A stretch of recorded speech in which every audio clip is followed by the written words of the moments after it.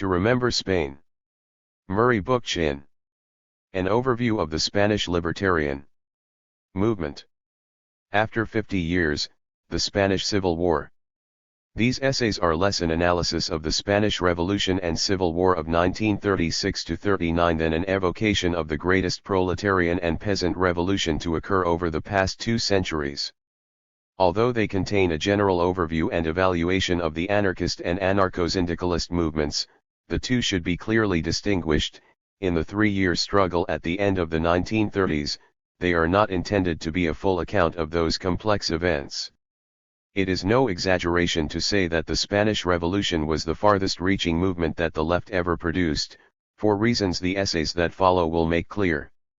The Spanish proletariat and peasantry, led largely by anarchist militants whose names will never be known to us, strained the limits of what we in the 1930s called proletarian socialism and went appreciably beyond them. Far more than the leaders of the anarcho-syndicalist National Confederation of Labor and the Iberian Anarchist Federation, CNTFAI, expected or apparently even wanted, anarchists and anarcho-syndicalists spontaneously formed the famous industrial and agrarian collectives that so markedly distinguished the Spanish Revolution from any that had preceded it. They provided the militiamen and women who died by the thousands in the early fighting against the Francoist generals who led the military uprising of July 1936 in behalf of the Spanish landlords, the industrial bourgeoisie, and the church. The endeavors of the anarchists and their left socialist allies in the Spanish Revolution must never be forgotten, lest today's left lose a sense of continuity with the revolutionary era, its idealism, principles, and ideas. The loss of this continuity would contribute to political opportunism and to a fashionable ideological pluralism that mingles reformist politics with radical rhetoric as the need arises. The essays that follow attempt to reach a wider readership than do the more academic studies of the events. The first essay, retitled here An Overview of the Spanish Libertarian Movement, consists of my September 1973 introductory essay to Sam Dolgoff's The Anarchist Collectives, Workers' Self-Management in the Spanish Revolution 1936–1939, New York, Free Life Editions, 1974, which was more of a compendium of excerpts than a comprehensive work in its own right. The second essay, After 50 Years, The Spanish Civil War, published in EU Politics, NS, Volume 1, Number 1, Summer 1986, was written to commemorate the half-century anniversary of the Spanish Revolution. I wish to thank my friends Phyllis and Julius Jacobson. I dedicate this book to the CNTFAI revolutionaries Gaston Laval and José Pirates, 2 astonishingly honest and committed comrades. Murray Bookchin. 1. An overview of the Spanish libertarian movement. In the morning hours of July 18, 1936, General Francisco Franco issued the pronunciamiento from Las Palmas in Spanish North Africa that openly launched the struggle of Spain's reactionary military officers against the legally elected Popular Front government in Madrid.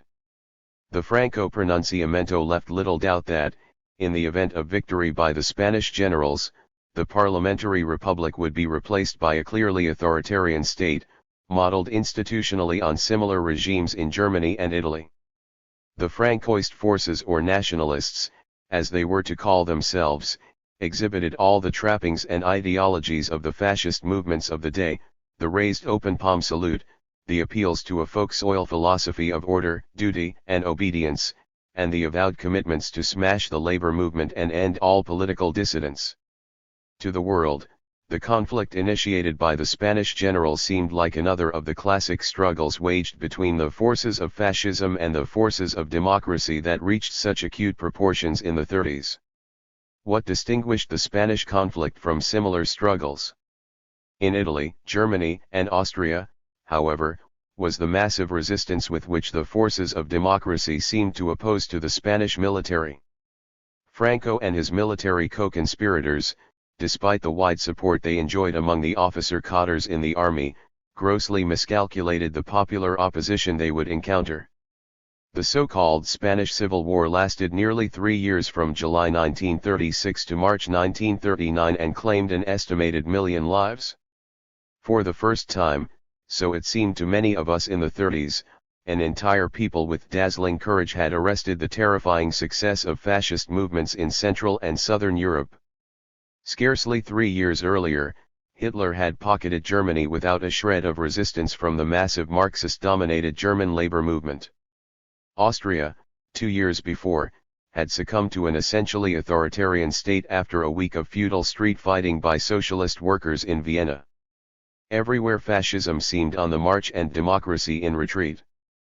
But Spain had seriously resisted, and continued to resist for years despite the armaments, aircraft, and troops which Franco acquired from Italy and Germany.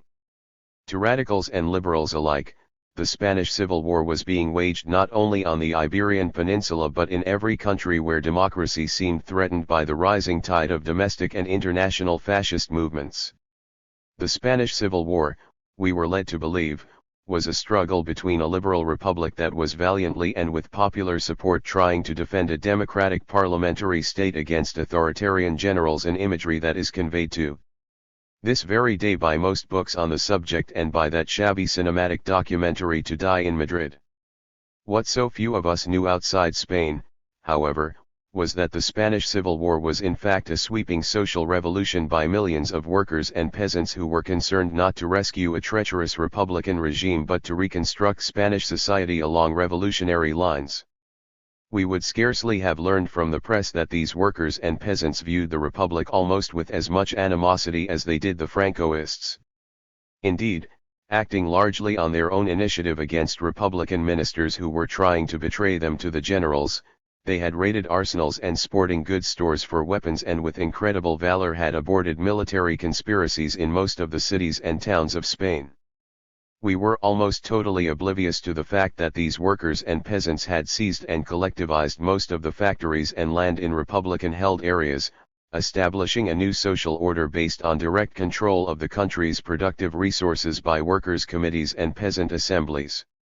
While the Republic's institutions lay in debris, abandoned by most of its military and police forces, the workers and peasants had created their own institutions to administer the cities in Republican Spain, formed their own armed workers' squads to patrol the streets, and established a remarkable revolutionary militia force with which to fight the Francoist forces, a voluntaristic militia in which men and women elected their own commanders and in which military rank conferred no social, material, or symbolic distinctions.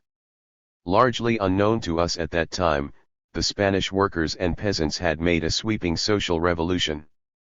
They had created their own revolutionary social forms to administer the country as well as to wage war against a well-trained and well-supplied army.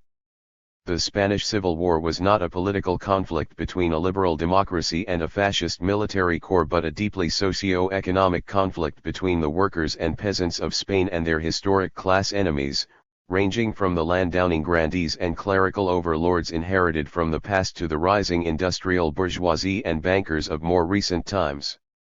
The revolutionary scope of this conflict was concealed from us. By us I refer to the many thousands of largely communist-influenced radicals of the Red 30s who responded to the struggle in Spain with the same fervor and agony that young people of the 60s responded to the struggle in Indochina. We need not turn to Orwell or Bourquin, radicals of obviously strong anti-Stalinist convictions, for an explanation of this fervor.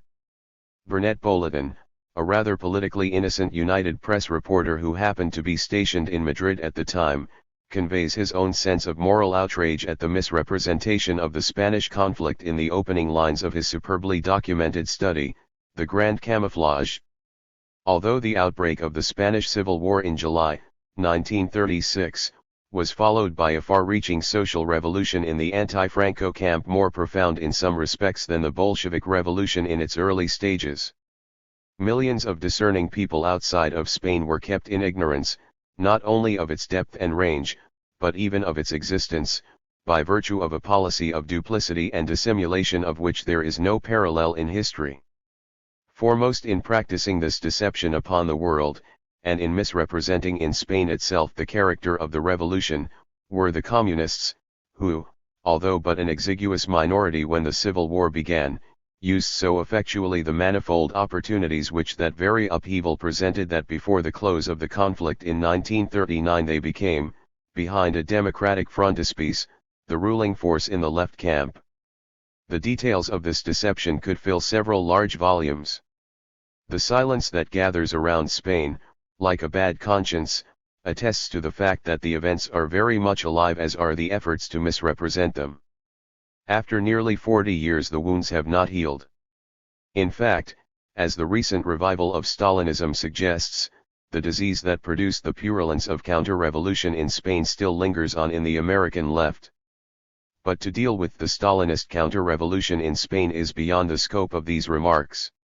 It might be useful, however, to examine the revolutionary tendencies that unfolded prior to July 1936 and explore the influence they exercised on the Spanish working class and peasantry. Their collectives were not the results of virginal popular spontaneity, important as popular spontaneity was, nor were they nourished exclusively by the collectivist legacy of traditional Spanish village society. Revolutionary ideas and movements played a crucial role of their own, and their influence deserves the closest examination. The Spanish generals started a military rebellion in July 1936, the Spanish workers and peasants answered them with a social revolution, and this revolution was largely anarchist in character. I say this provocatively even though the socialist UGT was numerically as large as the anarcho-syndicalist CNT. During the first few months of the military rebellion, socialist workers in Madrid often acted as radically as anarcho-syndicalist workers in Barcelona. They established their own militias, formed street patrols, and expropriated a number of strategic factories, placing them under the control of workers' committees. Similarly, socialist peasants in Castile and Extremadura formed collectives, many of which were as libertarian as those created by anarchist peasants in Aragon and the Levant. In the opening anarchic phase of the revolution, so similar to the opening phases of earlier revolutions, the masses tried to assume direct control over society and exhibited a remarkable élan in improvising their own libertarian forms of social administration. Looking back beyond this opening phase, however, it is fair to say that the durability of the collectives in Spain, their social scope, and the resistance they offered to the Stalinist counter-revolution, depended largely on the extent to which they were under anarchist influence. What distinguishes the Spanish Revolution from those which preceded it is not only the fact that it placed much of Spain's economy in the hands of workers' committees and peasant assemblies, or that it established a democratically elected militia system. These social forms, in varying degrees, had emerged during the Paris Commune and in the early period of the Russian Revolution. What made the Spanish Revolution unique was its workers' control and collectives, which had been advocated for nearly 3 generations by a massive libertarian movement, and which became one of the most serious issues to divide the so-called Republican camp, together with the fate of the militia system. Owing to the scope of its libertarian social forms, not only did the Spanish Revolution prove to be more profound, to borrow Boletin's phrase, than the Bolshevik Revolution, but the influence of a deeply rooted anarchist ideology and the intrepidity of anarchist militants virtually produced a civil war within the civil war. Indeed, in many respects, the revolution of 1936 marked the culmination of more than 60 years of anarchist agitation and activity in Spain. To understand this, we must go back to the early 1870s, when the Italian anarchist Giuseppe Fanelli introduced Bakunin's ideas to groups of workers and intellectuals in Madrid and Barcelona. Fanelli's encounter with young workers of the Fomento de las Artes in Madrid, a story told with great relish by Gerald Brennan, is almost legendary. The volatile speech that the tall-bearded Italian anarchist who hardly knew a word of Spanish delivered to a small but enthusiastic audience that scarcely understood his freewheeling mixture of French and Italian. By dint of sheer mimicry, tonal inflections, and a generous use of cognates, Fanelli managed to convey enough of Bakunin's ideals to gain the group's adherence and to establish the founding Spanish section of the International Working Men's Association, or so-called First International. Thereafter, the Internationalists, as the early Spanish anarchists were known, expanded rapidly from their circles in Madrid and Barcelona to Spain as a whole, taking strong root especially in Catalonia and Andalusia. Following the definitive split between the Marxists and Bakuninists at the Hague Congress of the IWMA in September 1872, the Spanish section remained predominantly Bakuninist in its general outlook. Marxism did not become a significant movement in Spain until the turn of the century, and even after it became an appreciable force in the labor movement, it remained largely reformist until well into the 30s. During much of its early history, the strength of the Spanish Socialist Party and the UGT lay in administrative areas such as Madrid rather than in predominantly working-class cities like Barcelona. Marxism tended to appeal to the highly skilled, pragmatic, rather authoritarian Castilian, anarchism, to the unskilled, idealistic Catalans and the independent, liberty-loving mountain villagers of Andalusia and the Levant. The great rural masses of Andalusian dayworkers or braceros, who remain to this day among the most oppressed and impoverished strata of European society, tended to follow the anarchists. But their allegiances varied with the fortunes of the day. In periods of upheaval, they swelled the ranks of the Bakuninist IWMA and its successor organizations in Spain, only to leave it in equally large numbers in periods of reaction. Yet however much the fortunes of Spanish anarchism varied from region to region and from period to period, whatever revolutionary movement existed in Spain during this 60-year period was essentially anarchist. Even as anarchism began to ebb before Marxian social democratic and later Bolshevik organizations after the First World War, Spanish anarchism retained its enormous influence and its revolutionary élan. Viewed from a radical standpoint, the history of the Spanish labor movement remained libertarian and often served to define the contours of the Marxist movements in Spain. Generally speaking, a small but well-organized group of anarchists in a socialist area drove the socialists to the left, observes Brennan, whereas in predominantly anarchist areas, socialists were outstandingly reformist. It was not socialism but rather anarchism that determined the metabolism of the Spanish labor movement. The great general strikes that swept repeatedly over Spain, the recurring insurrections in Barcelona and in the towns and villages of Andalusia, and the gun battles between labor militants and employer-hired thugs in the Mediterranean coastal cities. It is essential to emphasize that Spanish anarchism was not merely a program embedded in a dense theoretical matrix. It was a way of life, partly the life of the Spanish people as it was lived in the closely knit villages of the countryside and the intense neighborhood life of the working-class barrios, partly, too, the theoretical articulation of that life as projected by Bakunin's concepts of decentralization, mutual aid, and popular organs of self-management. That Spain had a long tradition of agrarian collectivism is discussed in this book and examined in some detail in Joaquín Costa's Collectivismo Agrario en España. Inasmuch as this tradition was distinctly pre-capitalist, Spanish Marxism regarded it as anachronistic, in fact as historically reactionary. Spanish socialism built its agrarian program around the Marxist tenet that the peasantry and its social forms could have no lasting revolutionary value until they were proletarianized and industrialized. Indeed, the sooner the village decayed the better, and the more rapidly the peasantry became a hereditary proletariat, disciplined, united, organized by the very mechanism of the process of capitalist production itself, Marx, a distinctly hierarchical and authoritarian mechanism, the more rapidly Spain would advance to the tasks of socialism. Spanish anarchism, by contrast, followed a decisively different approach. It sought out the pre-capitalist collectivist traditions of the village, nourished what was living and vital in them, evoked their revolutionary potentialities as liberatory modes of mutual aid and self-management, and deployed them to vitiate the obedience, hierarchical mentality, and authoritarian outlook fostered by the factory system. Ever mindful of the embourgeoisement of the proletariat, a term continually on Bakunin's lips in the later years of his life, the Spanish anarchists tried to use the pre-capitalist traditions of the peasantry and working class against the assimilation of the workers' outlook to an authoritarian industrial rationality.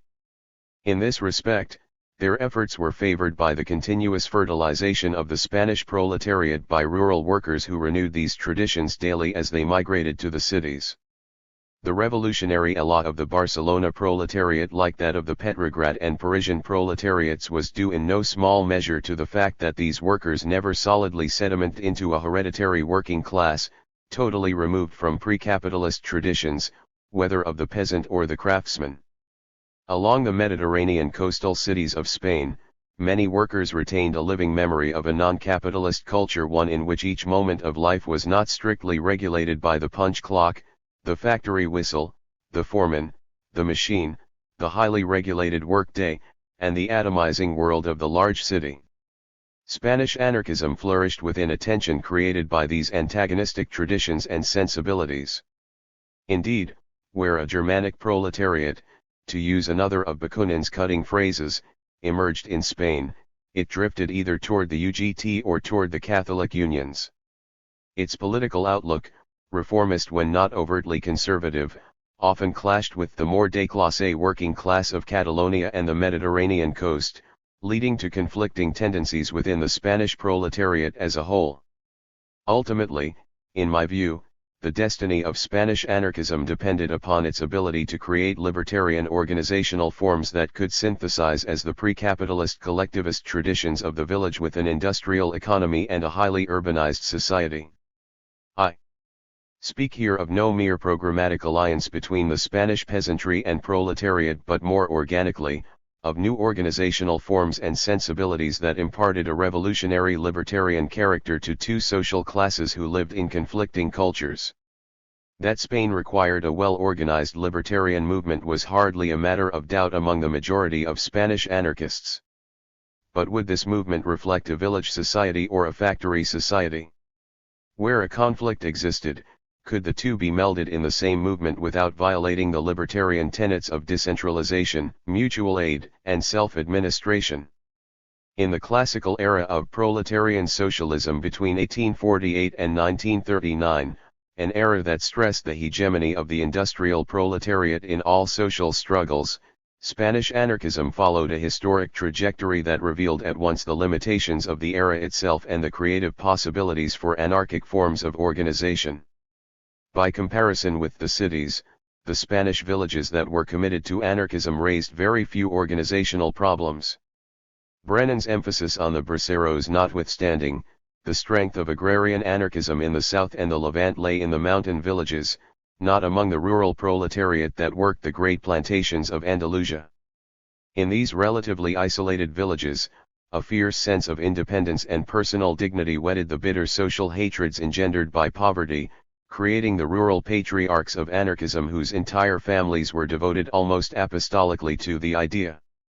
For these sharply etched and rigorously ascetic individuals, defiance of the state, the church, and conventional authority in general was almost a way of life.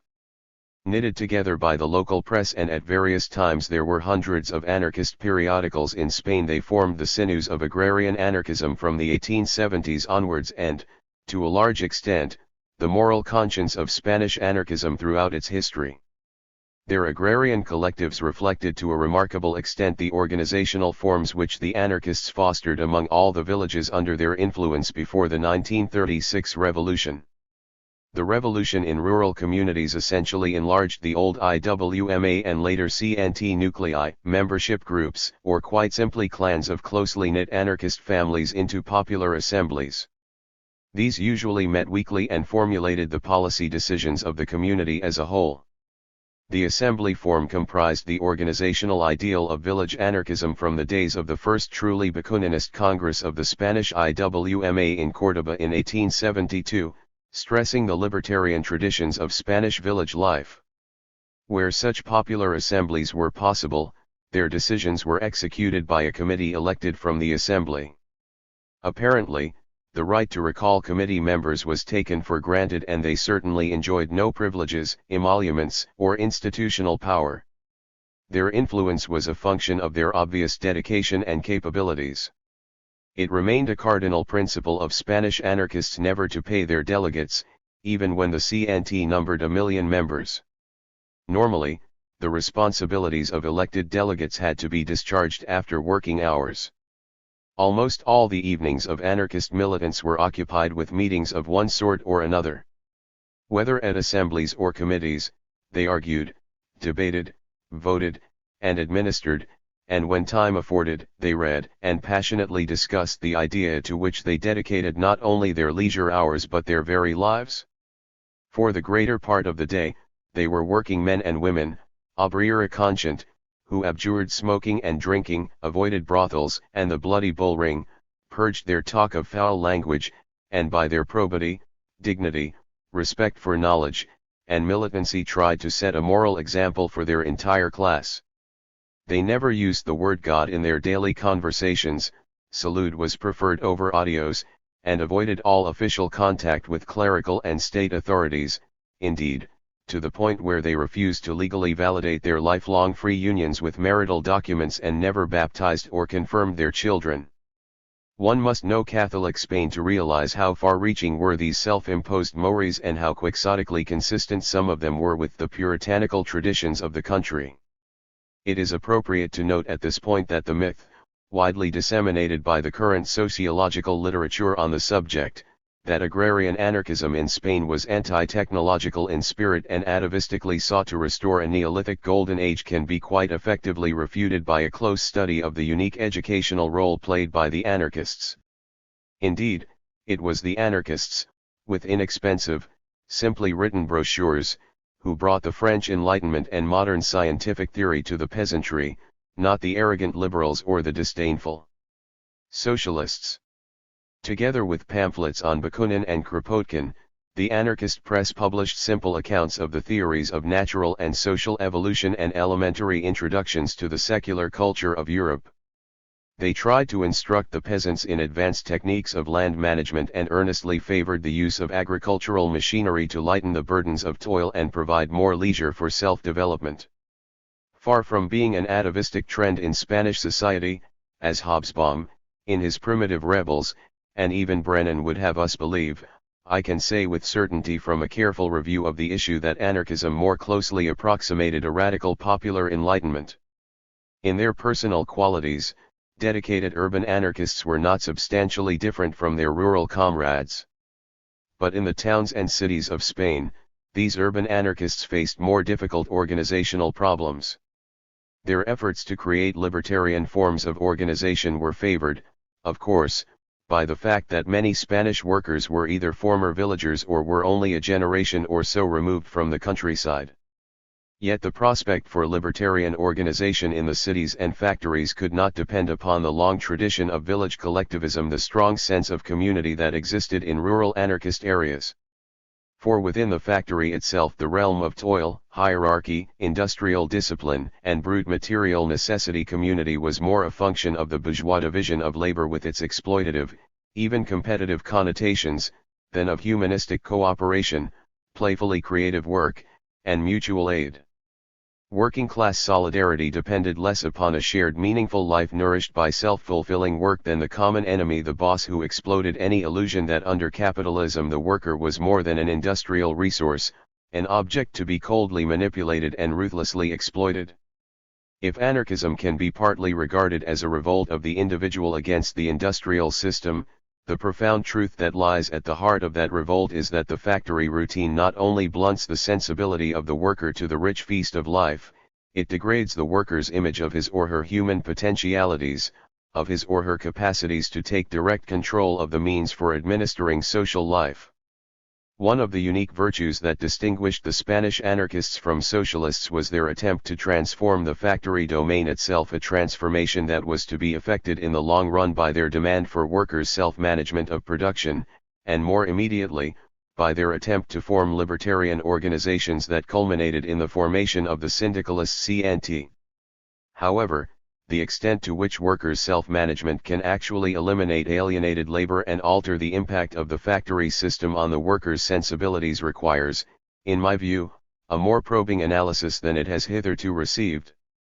The problem of the impact of the factory system on workers became crucial as the proletarian element in the CNT grew, while the anarchists sought to develop characteristics of initiative and self-management that were directly opposed to the characteristics inculcated by the factory system. No sizable radical movement in modern times had seriously asked itself if organizational forms had to be developed which promoted changes in the most fundamental behavior patterns of its members.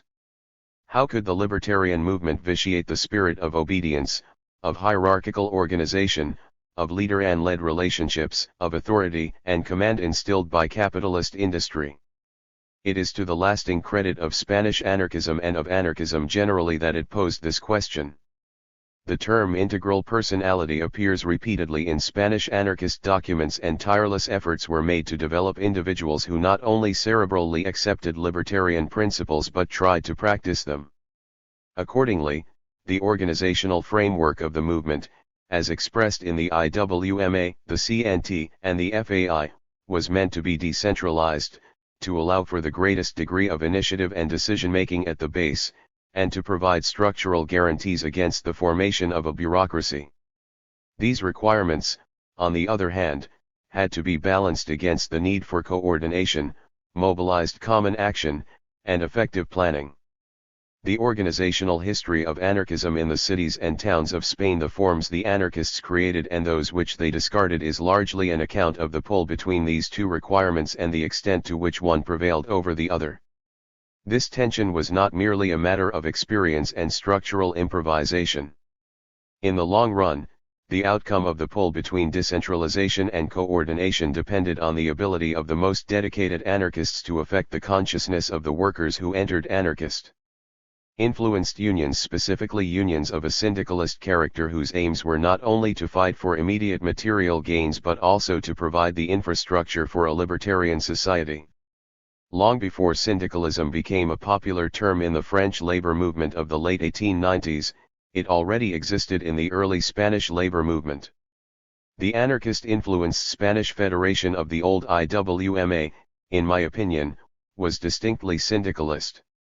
At the founding Congress of the Spanish Federation at Barcelona in June 1870, the Commission on the theme of the social organization of the workers proposed a structure that would form a model for all later anarcho-syndicalist labor unions in Spain, including the CNT. The Commission suggested a typical syndicalist dual structure, organization by trade and organization by locality. Local trade organizations, secciones de oficio, grouped together all workers from a common enterprise and vocation into large occupational federations, unions de oficio, whose primary function was to struggle around economic grievances and working conditions. A local organization of a miscellaneous trades gathered up all those workers from different vocations whose numbers were too small to constitute effective organizations along vocational lines. Paralleling these vocational organizations, in every community and region where the IWMA was represented, the different local secciones were grouped together, irrespective of trade, into local geographic bodies, federaciones locales, whose function was avowedly revolutionary: the administration of social and economic life on a decentralized libertarian basis. This dual structure forms the bedrock of all syndicalist forms of organization. In Spain, as elsewhere, the structure was knitted together by workers' committees, which originated in individual shops, factories, and agricultural communities. Gathering together in assemblies, the workers elected from their midst the committees that presided over the affairs of the vocational secciones de oficio and the geographic federaciones locales.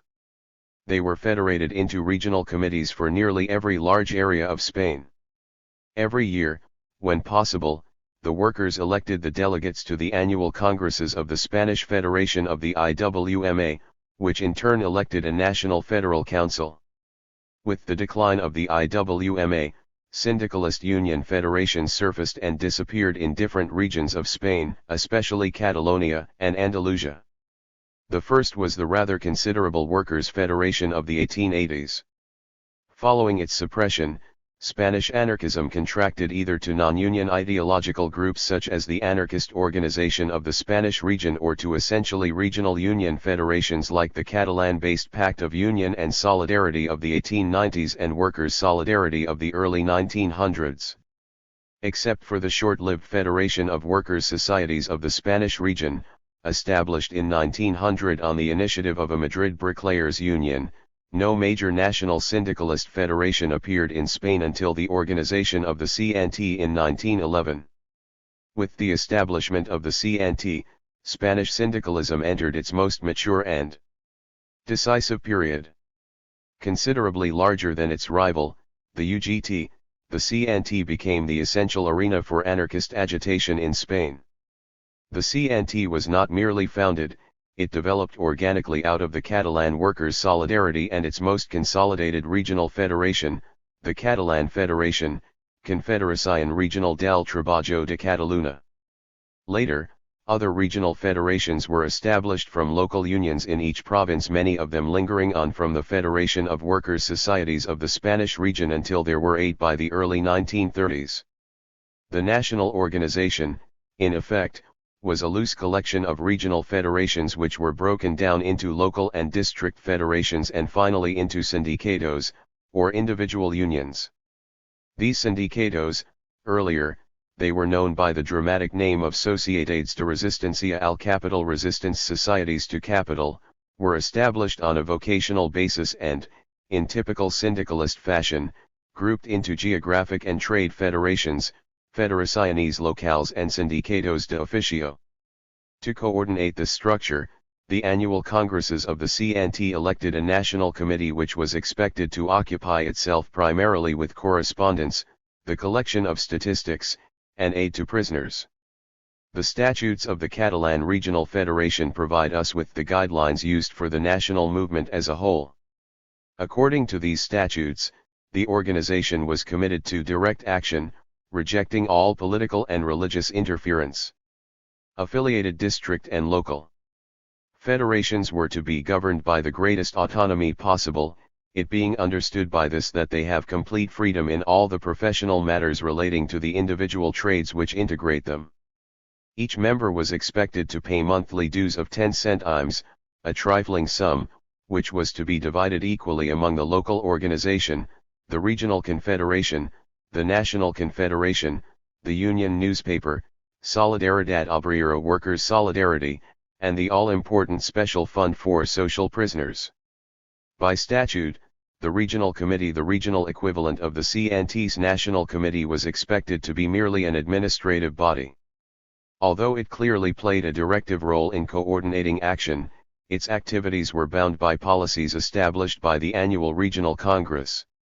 In unusual situations, the committee could consult local bodies, either by referendums or by written queries.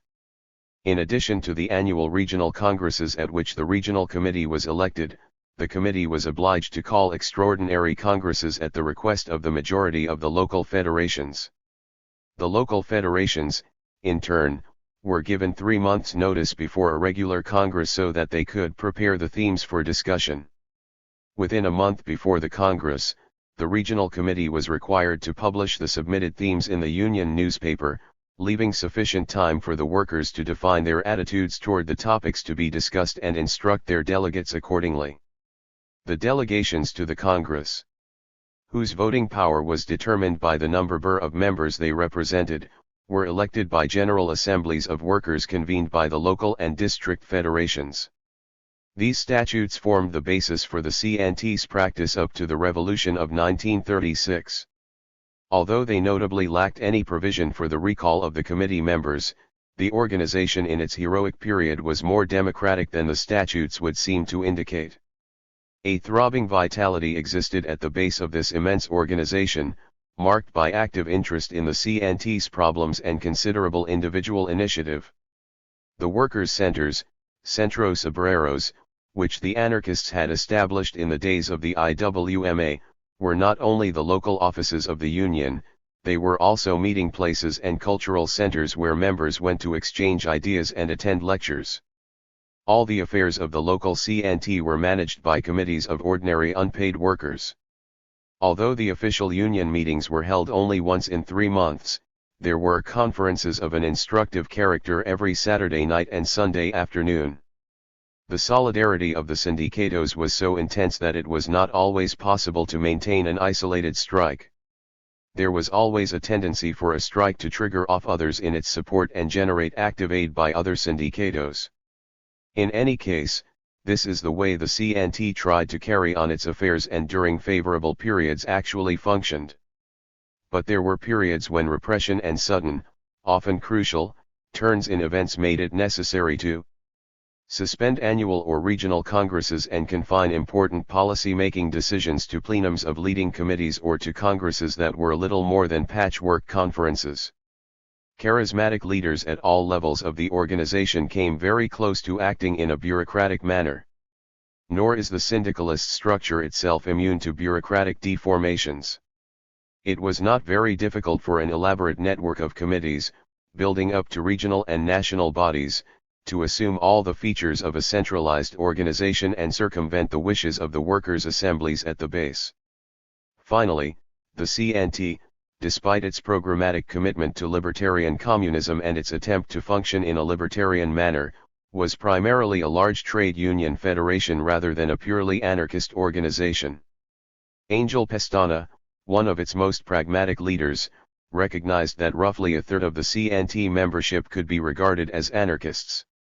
Many were militants rather than revolutionaries, others simply joined the CNT because it was the dominant union in their area or shop.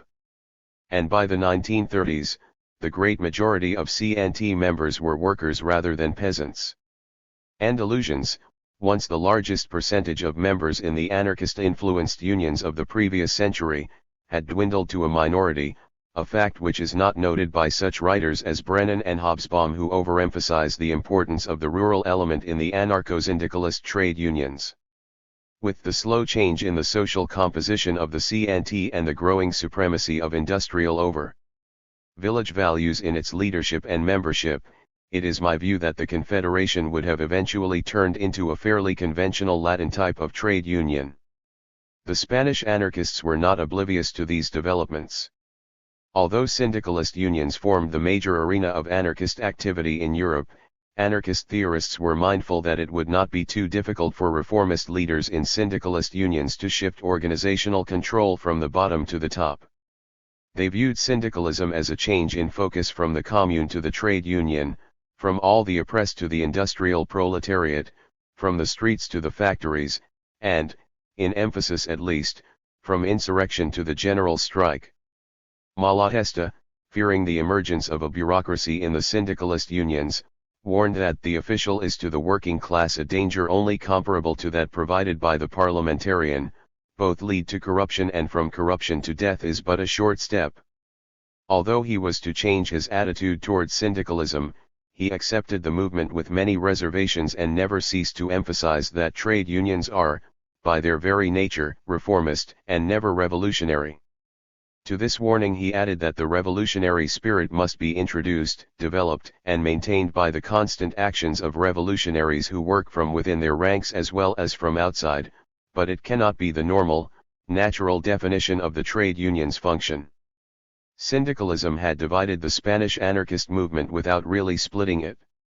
Indeed, until the establishment of the FAI, there was rarely a national anarchist organization to split. Yet a Spanish anarchist movement held together on two levels, by means of well-known periodicals like La Revista Blanca and Tierra y Libertad, and in the form of small circles of dedicated anarchists, both inside and outside the syndicalist unions. Dating as far back as the 1880s, these typically Hispanic groups of intimates, traditionally known as tertulias, met at favorite cafes to discuss ideas and plan actions. They gave themselves colorful names expressive of their high-minded ideals, *Ire ni Patria, or their revolutionary spirit, Los Rebeldes, or quite simply their sense of fraternity, Los Afines. The anarchist organization of the Spanish region to which I have already alluded, founded in Valencia in 1888, consciously made these tertulias the strands from which it tried to weave a coherent movement. Decades later, they were to reappear in the FAI as grupos de afinidad, affinity groups, with a more formal local and national structure. Although Spanish anarchism did not produce an effective national movement until the founding of the FAI, the divisions between the anarcho-syndicalists and anarcho-communists were highly significant. The two tendencies of Spanish anarchism worked in very different ways and were mutually disdainful of each other. The anarcho-syndicalists functioned directly in the unions.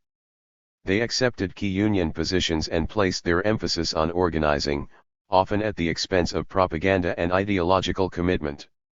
As practical men, Catalan anarcho-syndicalists such as José Rodríguez Romero and Tomás Herreros were ready to make compromises, more precisely, to form alliances with pure and simple trade unionists. The anarcho-communists were the fanatics over there in the editorial offices of Tierra y Libertad, purists like Juan Barón and Francisco Cardinal, who regarded the anarcho-syndicalists as deserters to reformism and held faithfully to the communist doctrines that formed the basis of the old anarchist organization of the Spanish region. They were not disposed to trade union activism and stressed commitment to libertarian communist principles. It was not their goal to produce a large mass movement of workers who wore lightly the trappings of libertarian ideals, but to help create dedicated anarchists in an authentically revolutionary movement, however small its size or influence. Once fairly influential, their terrorist tactics at the turn of the century and the ensuing repression had greatly depleted their numbers. The founding of the FAI in the summer of 1927 was expected to unite these two tendencies. Anarcho-syndicalist needs were met by requiring that every FAIsta become a member of the CNT and by making the union the principal arena of anarchist activity in Spain.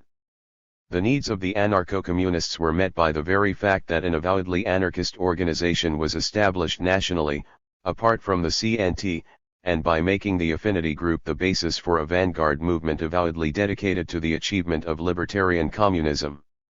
Tierra y Libertad was adopted as the FAI's organ, but by establishing an anarchist organization for the express purpose of controlling the CNT, or at least to keep it from falling into the hands of reformists or infiltrators from the newly founded Spanish Communist Party. The anarcho-syndicalists had essentially enveloped the anarcho-communists in syndicalist activity. By 1933, the FAI's control over the CNT was fairly complete. Systematic organizational work had purged the Union of Communists, while its reformist leaders either left on their own accord or had defensively camouflaged themselves with revolutionary rhetoric. No illusion should exist that this success was achieved with an overly sensitive regard for democratic niceties, although the militancy of the FAIstas unquestionably attracted the greatest majority of CNT workers. But the FAI's most well-known militants Durruti, the Escaso brothers, Garcia Oliver included terrorism in their repertory of direct action. Gunplay, especially in expropriations and in dealing with recalcitrant employers, police agents, and blacklegs, was not frowned upon. These attentados almost certainly intimidated the FAI's less prominent opponents in the CNT, although reformists like Pestana and Piro did not hesitate to publicly criticize the FAI in the harshest terms. Despite its influence in the CNT, this remarkable anarchist organization remained semi-secret up to 1936 and its membership probably did not exceed 30,000. Structurally, it formed a near model of libertarian organization. Affinity groups were small nuclei of intimate friends which generally numbered a dozen or so men and women. Wherever several of these affinity groups existed, they were coordinated by a local federation and met, when possible, in monthly assemblies. The national movement, in turn, was coordinated by a peninsular committee, which ostensibly exercised very little directive power. Its role was meant to be strictly administrative in typical Bakuninist fashion. Affinity groups were in fact remarkably autonomous during the early 30s and often exhibited exceptional initiative. The intimacy shared by the FAIstas in each group made the movement very difficult for police agents to infiltrate, and the FAI as a whole managed to survive the most severe repression with surprisingly little damage to its organization. As time passed, however, the Peninsular Committee began to grow in prestige. Its periodic statements on events and problems often served as directives to the entire movement. Although by no means an authoritarian body, it eventually began to function as a central committee whose policy decisions, while not binding in the organization, served as more than mere suggestions. Indeed, it would have been very difficult for the Peninsular Committee to operate by fiat.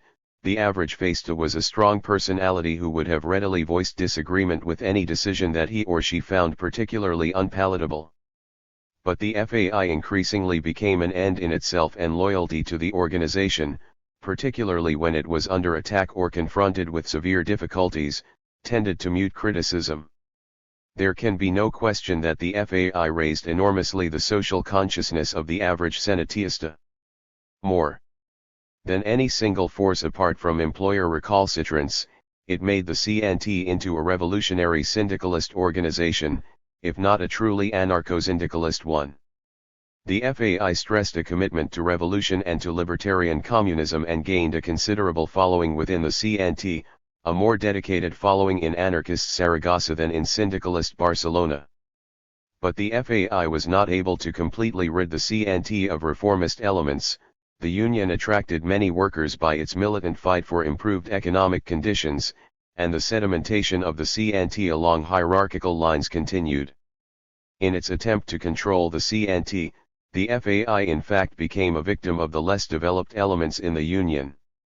Pirates quite rightly emphasizes that the CNT took its own toll on the FAI. Just as reformists inside the union were predisposed to compromise with the bourgeoisie and the state, so the FAI was compelled to compromise with the reformists in order to retain its control over the CNT. Among the younger, less experienced faistas, the situation was sometimes worse. Extravagant militancy which fetishized action over theory and daring over insight rebounded, after failure, in the crudest opportunism. In the balance, the CNT had provided a remarkably democratic arena for the most militant working class in Europe. The FAI added the leavening of a libertarian orientation and revolutionary deeds within the limits that a trade union could provide. By 1936, both organizations had created authentically libertarian structures to the extent that any strictly proletarian class movement could be truly libertarian. If only by dint of sheer rhetoric and doubtless considerable conviction and daring actions they had keyed the expectations of their memberships to a revolution that would yield workers control of the economy and syndicalist forms of social administration. This process of education and class organization, more than any single factor in Spain, produced the collectives. And to the degree that the CNT-FAI, for the two organizations became fatally coupled after July 1936, exercised the major influence in an area, the collectives proved to be generally more durable, communist, and resistant to Stalinist counter-revolution than other Republican-held areas of Spain. Moreover, in the CNT-FAI areas, workers and peasants tended to show the greatest degree of popular initiative in resisting the military uprising. It was not Socialist Madrid that first took matters into its own hands and defeated its rebellious garrison. It was anarcho-syndicalist Barcelona that can lay claim to this distinction among all the large cities of Spain.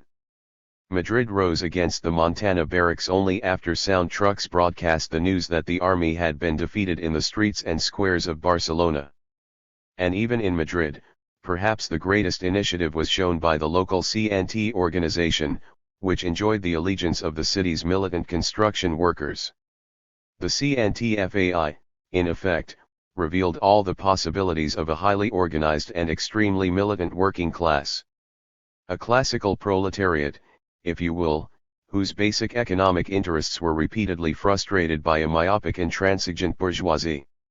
It was out of such irreconcilable struggles that anarcho-syndicalism and revolutionary Marxism had developed their entire tactical and theoretical armamentarium. But the CNT-FAI also revealed the limitations of that type of classical struggle, and it is fair to say that the Spanish Revolution marked the end of a century-long era of so-called proletarian revolutions which began with the June uprising of the Parisian workers in 1848. The era has passed into history and, in my view, will never again be revived. It was marked by bitter, often uncompromising struggles between the proletariat and bourgeoisie, an era in which the working class had not been admitted into its share of economic life and had been virtually denied the right to form its own protective institutions. Industrial capitalism in Spain was still a relatively new phenomenon, neither affluent enough to mitigate working class unrest nor sure of its place in political life, yet still asserting an unqualified right to ruthlessly exploit its hired hands. But this new phenomenon was already beginning to find its way, if not toward traditional European liberal political forms, then toward authoritarian ones which would give it the breathing space to develop. The economic crisis of the 30s, which radicals throughout the world viewed as the final chronic crisis of capitalism, coupled with the myopic policies of the Spanish liberals and ruling classes, turned the class struggle in Spain into an explosive class war. The agrarian reform policies of the early 30s republic turned out to be farcical. The liberals were more preoccupied with baiting the church than dealing seriously with the long-range or even short-range economic problems of the peninsula. The socialists, who joined the liberals in governing the country, were more concerned with promoting the growth of the UGT at the expense of the CNT than in improving the material conditions of the working class as a whole. The CNT, strongly influenced by Volatile the Fastas, whose radical education had been acquired in the Pistol Row battles of the early 20s, exploded into repeated insurrections, uprisings which its leaders probably knew were futile, but were meant to stimulate the revolutionary spirit of the working class. These failures by all the elements of Spain in the early Republican years to meet the promise of reform left no recourse but revolution and civil war. Except for the most dedicated anarchists, it was a conflict that no one really wanted. But between 1931, when the monarchy was overthrown, and 1936, when the generals rebelled, everyone was sleepwalking into the last of the great proletarian revolutions, perhaps the greatest in terms of its short-lived social programs and the initiative shown by the oppressed. The era seemed to have collected all its energies, its traditions, and its dreams for its last great confrontation, and thereafter was to disappear. It is not surprising that the most communistic collectives in the Spanish Revolution appeared in the countryside rather than the cities, among villagers who were still influenced by archaic collectivistic traditions and were less ensnared in a market economy than their urban cousins. The ascetic values which so greatly influenced these highly communistic collectives often reflected the extreme poverty of the areas in which they were rooted. Cooperation and mutual aid in such cases formed the preconditions for survival of the community. Elsewhere, in the more arid areas of Spain, the need for sharing water and maintaining irrigation works was an added inducement to collective farming. Here, collectivization was also a technological necessity, but one which even the Republic did not interfere with. What makes these rural collectives important is not only that many of them practiced communism, but that they functioned so effectively under a system of popular self-management. This belies the notion held by so many authoritarian Marxists that economic life must be scrupulously planned by a highly centralized state power, and the odious canard that popular collectivization, as distinguished from statist nationalization, necessarily pits collectivized enterprises against each other in competition for profits and resources. In the cities, however, collectivization of the factories, communication systems, and transport facilities took a very different form. Initially, nearly the entire economy in CNTFAI areas had been taken over by committees elected from among the workers and were loosely coordinated by higher union committees. As time went on, this system was increasingly tightened. The higher committee began to preempt the initiative to the lower, although their decisions still had to be ratified by the workers of the facilities involved. The effect of this process was to tend to centralize the economy of NFI areas in the hands of the union.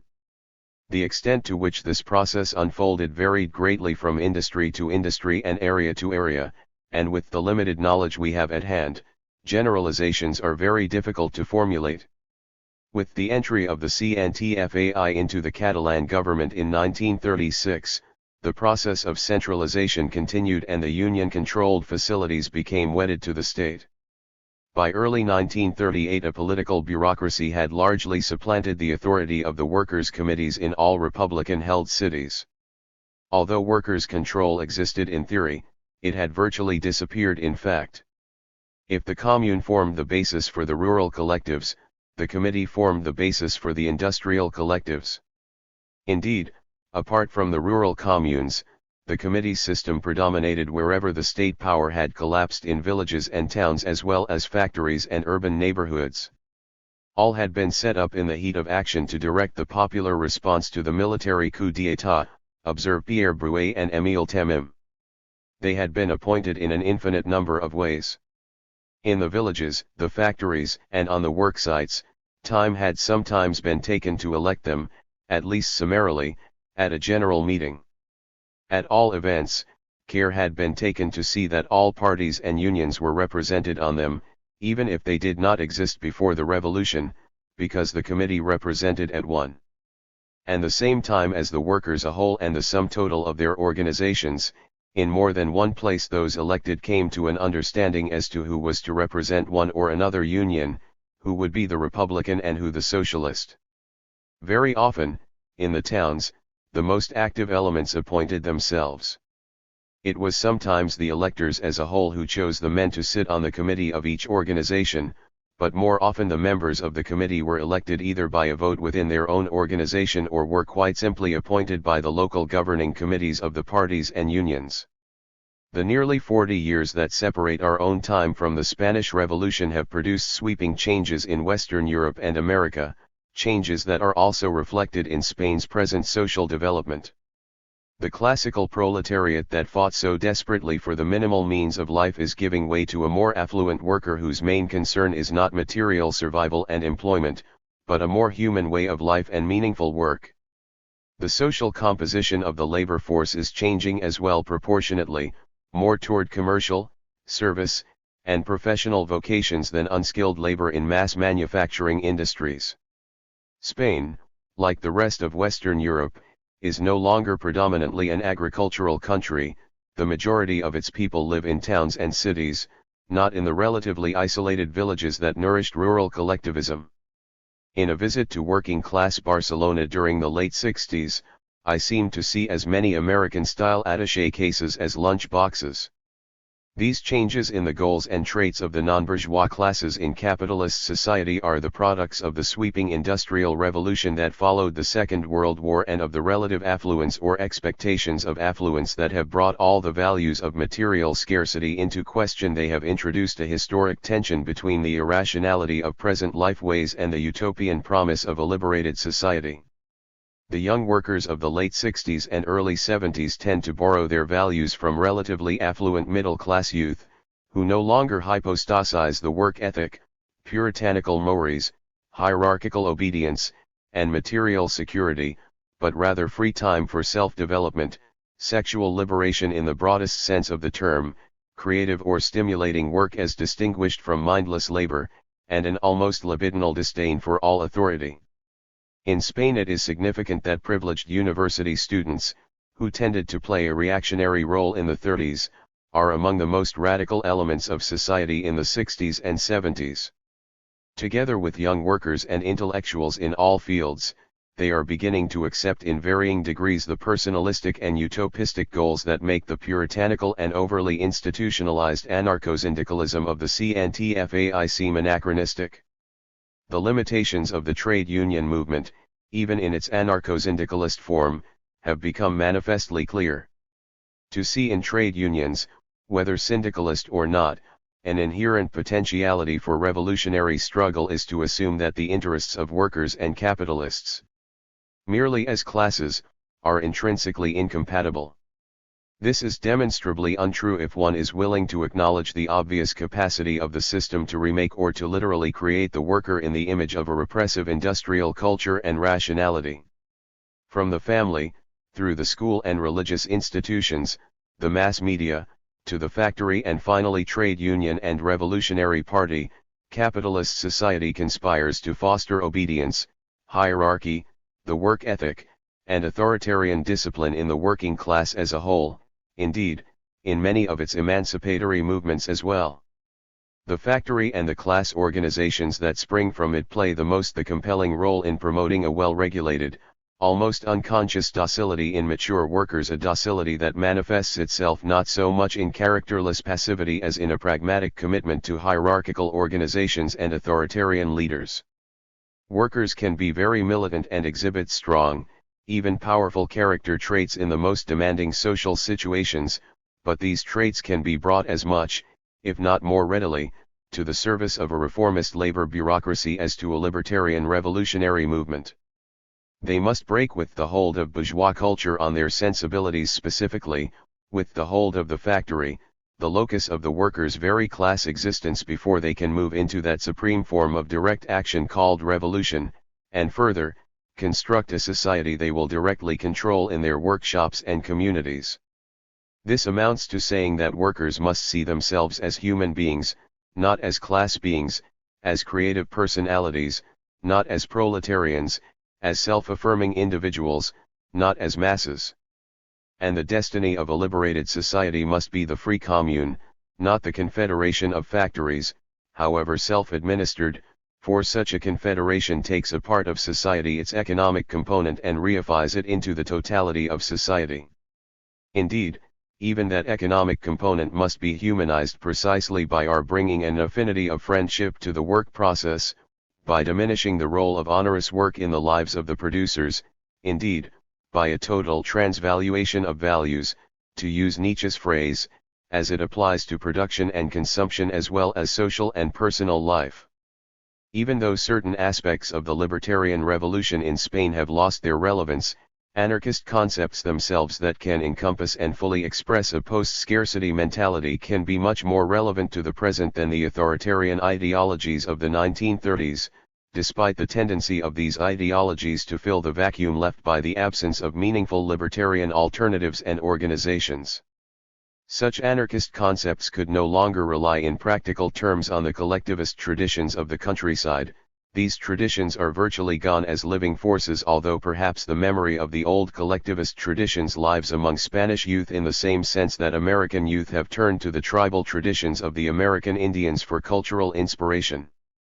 With the decline of the nuclear family and in reaction to urban atomization, the commune has everywhere acquired a new relevance for young and even older people, a shared, mutually supportive way of life based on selective affinity rather than kinship ties.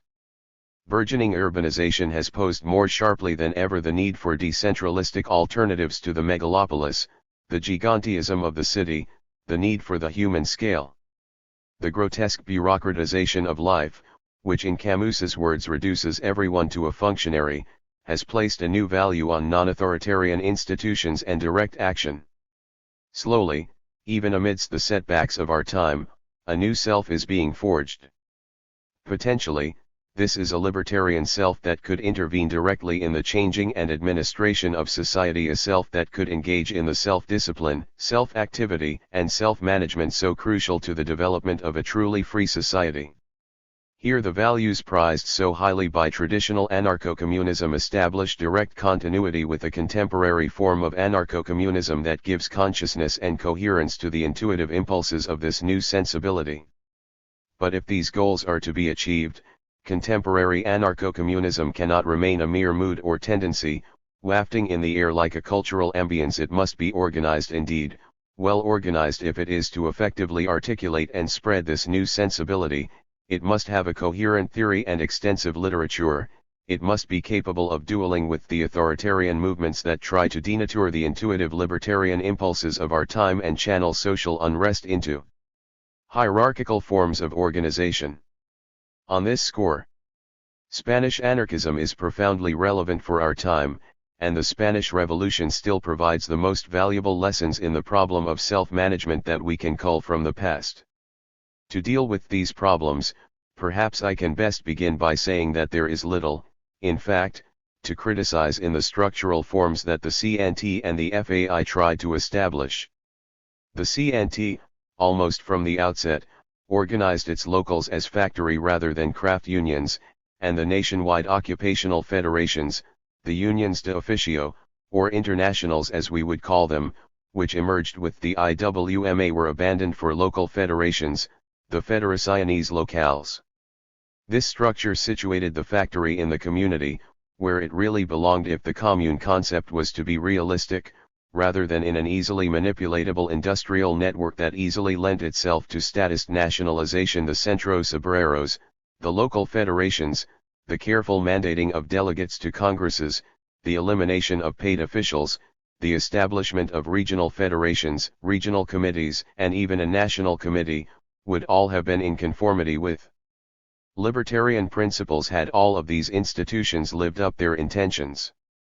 Where the CNT structure failed most seriously was in the need to convene frequent assemblies of workers at the local level, and similarly, frequent national and regional conferences to continually re-evaluate CNT policies and prevent power from collecting in the higher committees. For as frequent as meetings may have been, committees, subcommittees, and regional and national committee meetings, the regular and close Communication between workers and the influential militants did tend to become ruptured.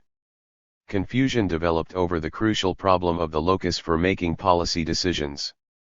The real place for this process should have been shop assemblies, regular congresses, or when events and circumstances required rapid decisions, conferences of clearly mandated and recallable delegates elected for this purpose by the membership.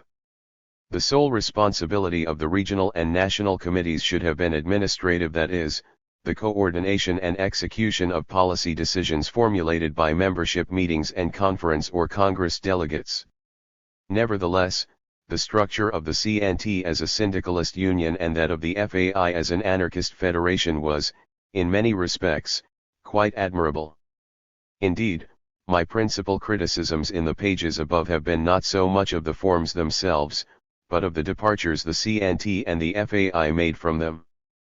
Perhaps even more significantly, I've tried to explain the social limitations of the period, including the mystique about the classical proletariat that vitiated the realization of these structural forms. Another issue that was a crucial problem for the FAI and which is still a source of confusion for anarchists at the present time is the problem of the influential militant, the more informed, experienced, strong, and oratorically gifted individuals who tended to formulate policy at all levels of the organization. It will never be possible to eliminate the fact that human beings have different levels of knowledge and consciousness. Our prolonged period of dependence as children, the fact that we are largely the products of an acquired culture and that experience tends to confer knowledge on the older person would lead to such differences even in the most liberated society. In hierarchical societies, the dependence of the less informed on the more informed is commonly a means of manipulation and power. The older, more experienced person, like the parent, has this privilege at his or her disposal and, with it, an alternative, to use knowledge, experience, and oratorical gifts as means of domination and to induce adulation, or for the goal of lovingly imparting knowledge and experience, for equalizing the relationship between teacher and taught, and always leaving the less experienced and informed individual free to make his or her decisions. Hegel brilliantly draws the distinction between Socrates and Jesus. The former was a teacher who sought to arouse a quest for knowledge in anyone who was prepared to discuss; the latter, an oracle who pronounced for adoring disciples to interpret exegetically. The difference, as Hegel points out, lay not only in the character of the two men but in that of their followers. Socrates' friends had been reared in a social tradition that developed their powers in many directions.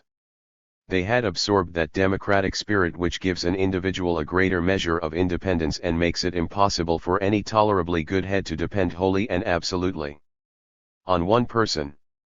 They loved Socrates because of his virtue and his philosophy, not virtue and his philosophy because of him. The followers of Jesus, on the other hand, were submissive acolytes, lacking any great store of spiritual energy of their own. They had found the basis of their conviction about the teaching of Jesus principally in their friendship with him and dependence on him. They had not attained truth and freedom by their own exertions, only by laborious learning had they acquired a dim sense of them and certain formulas about them.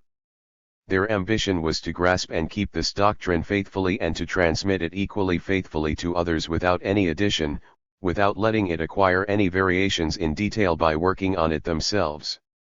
The FAI, illegal by choice, sometimes terrorist in its tactics, and aggressively macho in its almost competitive daring, developed deeply personal ties within its affinity groups. Durruti's grief for the death of Francisco Escaso revealed real love, not merely the friendship that stems from organizational collaboration. But in the FAI both friendship and love were often based on a demanding association, one that implicitly required conformity to the most heroic standards established by the most daring militants in the group.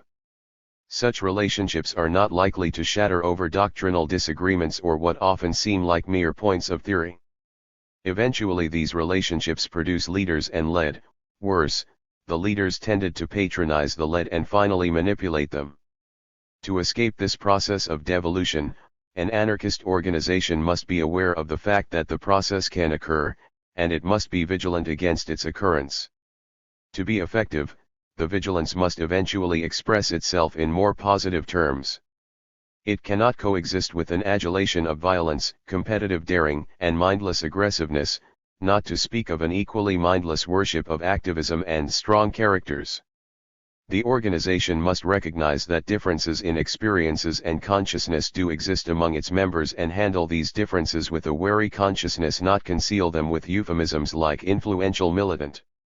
The taught as well as the teacher must first ask himself or herself whether domination and manipulation is being practiced, and not to deny that a systematic teaching process is taking place. Moreover, everyone must be fully aware that this teaching process is unavoidable within the movement if relationships are eventually to be equalized by imparted knowledge and the fruits of experience. To a large extent, the conclusions one arrives about the nature of this process are almost intuitively determinable by the behavior patterns that develop between comrades. Ultimately, under conditions of freedom, social intercourse, friendship, and love would be of the free-giving kind that Jacob Bachofen imputed to matriarchal society, not the demanding censorious type he associated with patriarchy. Here, the affinity group or commune would achieve the most advanced and libertarian expression of its humanity. Merely to strive for this goal among its own brothers and sisters would qualitatively distinguish it from other movements and provide the most assurable guarantee that it would remain true to its libertarian principles. Our period, which stresses the development of the individual self as well as social self-management, stands in a highly advantageous position to assess the authentic nature of libertarian organization and relationships. A European or American civil war of the kind that wasted Spain in the 30s is no longer conceivable in an epoch that can deploy nuclear weapons, supersonic aircraft, nerve gas, and a terrifying firepower against revolutionaries. Capitalist institutions must be hollowed out by a molecular historical process of disengagement and disloyalty to a point where any popular majoritarian movement can cause them to collapse for want of support and moral authority. But the kind of development such a change will produce, whether it will occur consciously or not, whether it will have an authoritarian outcome or one based on self-management, will depend very much upon whether a conscious, well-organized libertarian movement can emerge. Notes 1. Both the UGT and the CNT probably numbered more than 1 million members each by the summer of 1936. The officious, highly bureaucratic UGT tended to overstate its membership figures. The more amorphous decentralized CNT, the more persecuted of the two labor federations, often exercised much greater influence on the Spanish working class than its membership statistics would seem to indicate. 2. Madrid, although with a largely socialist labor movement, was the home of an intensely active anarchist movement. Not only were the Madrid construction workers strongly anarcho-syndicalist, but at the turn of the century, many Madrid intellectuals were committed to anarchism and established a renowned theoretical tradition for the movement that lingered on long after anarchist workers had cut their ties with the Spanish intelligentsia. 3. I would not want to argue here that the Spanish village formed a paradigm for a libertarian society. Village society differed greatly from one region of Spain to another, some areas retaining undisturbed their local democratic traditions, others ruled tyrannically by the church, the nobility, caciques, and custom. Quite often, both tendencies coexisted in a very uneasy equilibrium, the democratic still vital but submerged by the authoritarian.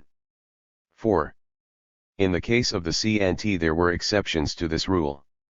The national secretary was paid an average worker's salary, as was the clerical staff of the National Committee and the editors and staffs of daily newspapers. But delegates to the national, regional, and local committees of the CNT were not paid and were obliged to work at their own trades except when they lost time during working hours on union business. This is not to say that there were no individuals who devoted most of their time to the dissemination of anarchist ideas. Traveling about from place to place, on foot or mule or on the hard seats of third-class railway carriages, or even like tramps or ambulant bullfighters under the tarpaulins of goods wagons, observes Brennan, whilst they organized new groups or carried on propagandist campaigns, these apostles of the idea, as they were called, lived like mendicant friars on the hospitality of the more prosperous workers and, I would add, villagers. This tradition of organizing, which refers to the 1870s, did not disappear in later decades, to the contrary, it became more systematic and perhaps more securely financed as the CNT began to compete with the UGT for the allegiance of the Spanish workers and peasants. 5. Yet here I must add that to abstain from smoking, to live by high moral standards, and especially to abjure the consumption of alcohol was very important at the time. Spain was going through her own belated industrial revolution during the period of anarchist ascendancy with all its demoralizing features. The collapse of morale among the proletariat, with rampant drunkenness and venereal diseases, and the collapse of sanitary facilities, was the foremost problem which Spanish revolutionaries had to deal with, just as black radicals today must deal with similar problems in the ghetto. On this score, the Spanish anarchists were eminently successful. Few CNT workers, much less committed anarchists, would have dared to show up drunk at meetings or misbehave overtly among their comrades. If one considers the terrible working and living conditions of the period, alcoholism was not as serious a problem in Spain as it was in England during the Industrial Revolution. 6. In black, purely anarchistic, Saragossa, where the working class was even more firmly committed to anarchist principles than the Barcelona proletariat, Raymond Carr quite accurately emphasizes that strikes were characterized by their scorn for economic demands and the toughness of their revolutionary solidarity. Strikes for comrades in prison were more popular than strikes for better conditions. 7. For Marx and Engels, organizational forms to change the behavioral patterns of the proletariat were not a problem. This question could be postponed until after the revolution. Indeed, Marx viewed the authoritarian impact of the factory, the very mechanism of the process of capitalist production itself, as a positive factor in producing a disciplined, united proletariat. Engels, in an atrocious diatribe against the anarchists titled On Authority, explicitly used the factory structure, its hierarchical forms and the obedience it demanded to justify his commitment to authority and centralization in working-class organizations. What is of interest here is not whether Marx and Engels were authoritarians but the way in which they thought out the problem of proletarian organization, the extent to which the matrix for their organizational concepts was the very economy which the social revolution was meant to revolutionize. 8. The disappearance of Bakunin's alliance of social democracy in Spain scattered the forces of Spanish anarchism into small local nuclei which related on a regional basis through conferences, periodicals, and correspondence. Several regional federations of these nuclei were formed, mainly in Catalonia and Andalusia, only to disappear as rapidly as they emerged. 9. I employ the word vanguard provocatively, despite its unpopularity in many libertarian circles today, because this term was widely used in the traditional anarchist movement. Some anarchist publications even adopted it as a name. There can be no doubt that an anarchist obrera conscient regarded himself or herself as an advanced person and part of a small avant-garde in society. In its most innocuous sense, the use of this term meant that such a person merely enjoyed a more advanced social consciousness than the majority of less developed workers and peasants, a distinction that had to be overcome by education. In a less innocuous sense, the word provided a rationale for elitism and manipulation, to which some anarchist leaders were no more immune than their authoritarian socialist opponents. The word leader, on the other hand, was eschewed for the euphemism influential militant, although in fact the more well-known anarchist influential militants were certainly leaders. This self-deception was not as trifling as it may seem. It prevented the Spanish anarchists from working out the serious problems that emerged from real differences in consciousness among themselves or between themselves and the great majority of undeveloped Senatistas. 2. After 50 years, the Spanish Civil War.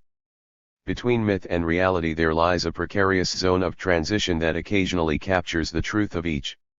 Spain, caught in a world historic revolution 50 years ago, was exactly such an occasion, a rare moment when the most generous, almost mythic dreams of freedom seemed suddenly to become real for millions of Spanish workers, peasants, and intellectuals.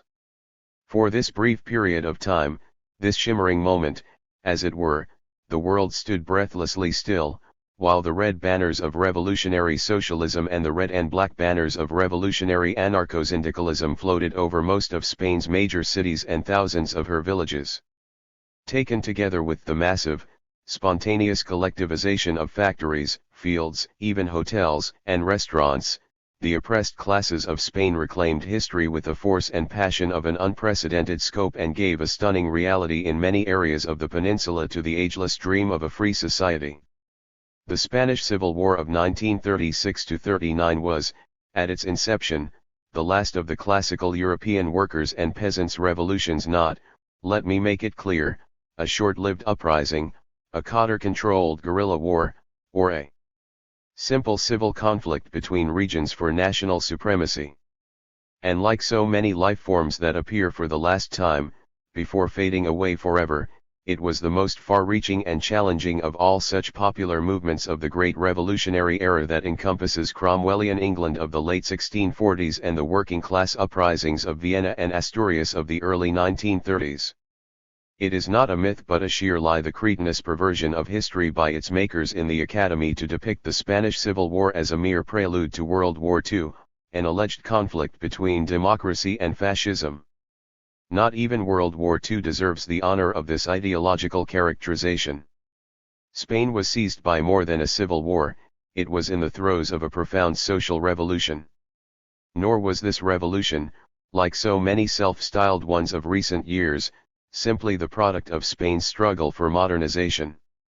If anything, Spain was one of those very rare countries where problems of modernization helped inspire a real social revolution rather than a reaction or adaptation to Western and Eastern Europe's economic and social development. This seemingly third world feature of the Spanish Civil War and, above all, the extraordinary alternatives it posed to capitalism and authoritarian forms of socialism make the revolution hauntingly relevant to liberation movements today.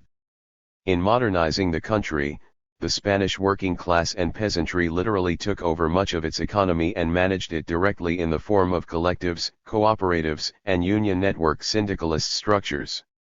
Democratically run militias, free of all ranking distinctions and organized around a joint decision-making process that involved the soldiers as well as their elected commanders, moved rapidly to the military fronts. To have stopped Franco's Army of Africa, composed of foreign legionnaires and Moorish mercenaries, perhaps the bloodthirstiest and certainly one of the most professionalized troops at the disposal of any European nation at the time, and its well-trained civil guards and police auxiliaries, would have been nothing less than miraculous once it established a strong base on the Spanish mainland. That hastily formed, untrained, and virtually unequipped militiamen and women slowed up Franco's army's advance on Madrid for 4 months and essentially stopped it on the outskirts of the capital is a feat for which they have rarely earned the proper tribute from writers on the Civil War of the past half-century. Behind the Republican lines, power lay essentially in the hands of the trade unions and their political organizations, the million-member General Confederation of Workers, UGT, the Labor Federation of the Socialist Workers' Party, PSOE, and the equally large General Confederation of Labor, CNT, strongly influenced by the semi-clandestine Iberian Anarchist Federation, FAI. Additionally, another leftist organization, the Workers' Party of Marxist Unification, POUM, whose more radical members and leaders had been rooted in a Trotskyist tradition in earlier years, followed up the more influential socialists and anarchists. In Catalonia, the POUM outnumbered by far the Communist and Socialist parties, which united to form the predominantly communist-controlled Unified Socialist Party of Catalonia, PSUC. The Communist Party, PCE, at the inception of the revolution was inconsequential in numbers and influence, lagging far behind the three major left-wing organizations and their unions. The wave of collectivizations that swept over Spain in the summer and autumn of 1936 has been described in a recent BBC Granada documentary as the greatest experiment in workers' self-management Western Europe has ever seen, a revolution more far-reaching than any which occurred in Russia during 1917–21 and the years before and after it. In anarchist industrial areas like Catalonia, an estimated 3/4 of the economy was placed under workers' control, as it was in anarchist rural areas like Aragon. The figure tapers downward where the UGT shared power with the CNT or else predominated, 50% in anarchist and socialist Valencia, and 30% in socialist and liberal Madrid. In the more thoroughly anarchist areas, particularly among the agrarian collectives, money was eliminated and the material means of life were allocated strictly according to need rather than work, following the traditional precepts of a libertarian communist society. As the BBC Granada television documentary puts it, the ancient dream of a collective society without profit or property was made reality in the villages of Aragon. All forms of production were owned by the community, run by their workers. The administrative apparatus of Republican Spain belonged almost entirely to the unions and their political organizations. Police in many cities were replaced by armed workers' patrols. Militia units were formed everywhere in factories, on farms, and in socialist and anarchist community centers and union halls, initially including women as well as men. A vast network of local revolutionary committees coordinated the feeding of the cities, the operations of the economy, and the meting out of justice. Indeed, almost every facet of Spanish life from production to culture, bringing the whole of Spanish society in the Republican zone into a well-organized and coherent whole. This historically unprecedented appropriation of society by its most oppressed sectors including women, who were liberated from all the constraints of a highly traditional Catholic country, be it the prohibition of abortion and divorce or a degraded status in the economy, was the work of the Spanish proletariat and peasantry. It was a movement from below that overwhelmed even the revolutionary organizations of the oppressed, including the CNT-FAI. Significantly, no left organization issued calls for revolutionary takeovers of factories, workplaces, or the land, observes Ronald Fraser in one of the most up-to-date accounts of the popular movement. Indeed, the CNT leadership in Barcelona, epicenter of urban anarcho-syndicalism, went further, rejecting the offer of power presented to it by President Companys, the head of the Catalan government.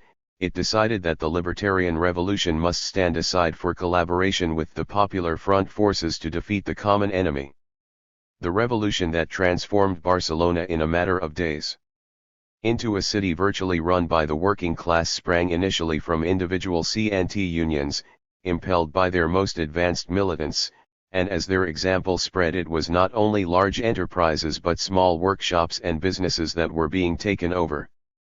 I quote Fraser to emphasize the remarkable power of education and discussion, and the critical examination of experience in the development of many segments of the Spanish working class and peasantry. For communists like Eric Hobsbawm to designate these segments, largely influenced by anarchist ideas, as primitive rebels is worse than prejudice. It represents ideology mechanically imposed on the flux of history, organizing it into stages of development in flat contradiction to real life and freezing it into categories that exist solely in the mind of the historian. Since Spain, as we are told, was a predominantly agrarian country, in fact, feudal in its social structure, its proletariat must have been undeveloped and its peasantry caught in a fever of millenarian expectations. These primitive features of Spain's development somehow account, so the story goes, for the more than 1 million members of the anarcho-syndicalist CNT out of a population of 24 million. Spain's bourgeoisie, it is further argued, was the cowed stepchild of the country's territorial grandees, its clerics, and its bloated officer corps. Spain needed a bourgeois democratic revolution, akin to the French and American, as a historical precondition for a socialist one. This stages theory, with its salad of preconditions, was invoked with considerable effectiveness by the Communist International in the 1930s against the reality of an authentic workers' and peasants' revolution. Where it could not be completely concealed from the outside world, the revolution was denounced by the Communists as premature in a balance of history that was determined somewhere in the Foreign Commissariat of Stalinist Russia and resolutely assaulted by the PCE on a scale that brought Republican Spain to the edge of a civil war within the civil war. Recent accounts of Spain and the Revolution of 1936 give us a very different picture of the country's society from its portrayal by the Communists, their liberal allies, and even by such well-intentioned observers as Gerald Brennan and Franz Borkenau. Despite its outward trappings, Spain was not the overwhelmingly agrarian and feudal country we were taught it was 2 generations ago. From the turn of the century to the coming of the Second Republic in 1931, Spain had undergone enormous economic growth with major changes in the relative weight of the agricultural and non-agricultural sectors. From 1910 to 1930 the peasantry had declined from 66% to 45.5% of the working population, while industrial workers had soared from 15.8% to 26.5% and those in services from 18.1% to 27.9%. Indeed, the peasantry now formed a minority of the population, not its traditional majority, and a substantial portion of the peasantry owned land, particularly in areas that adhered to the highly conservative National Front as against the liberal Socialist Communist coalition under the rubric of the Popular Front. Indeed, omitting the center parties, the Popular Front, whose election in February 1936 precipitated the military plots that led to the Francoist rebellion 6 months later, received only 54% of the vote in a voting procedure and under circumstances that favored them. Moreover, as Edward Maleficus has shown in his thoroughly researched study of agrarian unrest in the period leading up to the Civil War, the CNT had its greatest strength among the industrial working class of Catalonia, not among the millenarian agricultural day workers of the south. Many of these braceros joined socialist unions in the 1930s, pushing the reformist Socialist Party in an increasingly revolutionary direction. Spain's rapid rate of industrialization and the shift of the country from feudal to essentially capitalist forms of agriculture occurred well in advance of the Popular Front victory. The decade of the 1920s under the fairly indulgent, Mussolini-type dictatorship of Primo de Rivera, a Spanish parody of Italian fascism in which leading socialists like Largo Caballero actually held official positions as did other UGT chieftains, saw an economic modernization of the country that almost equaled and in some cases exceeded the boom years under Franco between 1960 and 1973. Illiteracy was substantially decreased, and economic expansion was accelerated, hence the very sizable middle class or service workers with middle class values that could be played against the militant working class of Spain. The greatest single reservoir of economic unrest was in the south, Andalusia's plantation or latifundia society. Structured around the cultivation of olives, cereals, grapes, and the large workforce of desperately poor, half-starved landless day laborers. Caught in the trammels of Spain's quasi-feudal grandees, hundreds of thousands of braceros lived in bitter desperation, a way of life that contrasted with the opulence and cold arrogance of the royalist upper class of nobles and bourgeois who were to form the cutting edge of Franco's rebellion and were the principal beneficiaries of his victory. Periodic uprisings of the braceros had culminated in an agrarian war in 1918-20 and were put down mercilessly, leaving a legacy of savage class hatred that expressed itself in the burning of crops, farm buildings, and rural mansions, many of which were turned into virtual fortresses during times of social unrest, and assassinations on both sides of the class barrier. Long before the 1930s, Andalusia became, for all practical purposes, an occupied territory where civil guards patrolled the countryside and, together with armed thugs hired by landowners, fired wantonly at striking braceros and created the endemic violence that claimed an appalling toll during the first weeks of the Civil War. Yet here too, agriculture was largely capitalistic in its orientation toward the marketplace. Andalusia's produce was cultivated largely for international trade. Noble titles often concealed bourgeois avarice in its most unfeeling form, and upper-class references to the tradition of Spain barely camouflaged pernicious greed and privilege. What cannot be ignored after presenting this tableau is the extent to which the crisis that led to the 1936 revolution was cultural as well as economic. Spain was a land of several nations, Basques and Catalans who sought autonomy for their respective cultures and viewed Spanish lifeways with a measure of disdain, Castilians who appeared as the collective oppressors of the peninsula, despite their own internal divisions, an arrogant nobility that fed on images of Spain's golden era and lived in almost parochial isolation from the real Spain that surrounded them, an incestuous officer caste that belonged to one of the country's lingering orders and for whom national regeneration had devolved from the values of liberalism and modernity to those of sheer reaction. Finally, a virtually medieval church that was excessively propertied, rigidly hierarchical, and often bitterly hated because of the contrast between its pious rhetoric of human brotherhood and its patent partisanship with the upper classes. Above all, Spain was a land in which cultures were in dramatic transition between town and country, feudalism and capitalism, a nostalgic world that looked back to a past of aristocratic supremacy and forward to a future of plebeian egalitarianism that found its most radical form in a huge anarcho-syndicalist movement. What made the Spanish working class so uniquely revolutionary, in my view, was its well-rooted ancestry in the countryside in a relatively slow-paced, organic agrarian world that clashed sharply with the highly rationalized, mechanized industrial world of the cities.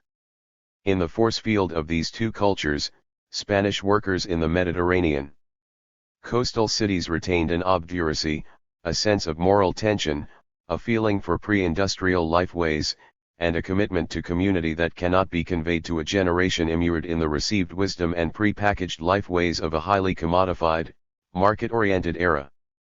The intensity of this force field was heightened by a Spanish heritage of strong sociability. Urban barrios were actually intimate villages within the city, knitted together by cafes, community centers, and union halls, and energized by a vital outdoor public life that stood at sharp variance with the aristocratic mythos of the Spanish past and the hated church which had abdicated all claims to public service. The elite classes of the country, so completely divorced from those who worked for them, were highly protective of the privileges conferred upon them by pedigree, status, and landed wealth, which often produced fissures as bourgeois parvenus began to enter a social terrain guarded for centuries by tradition and history.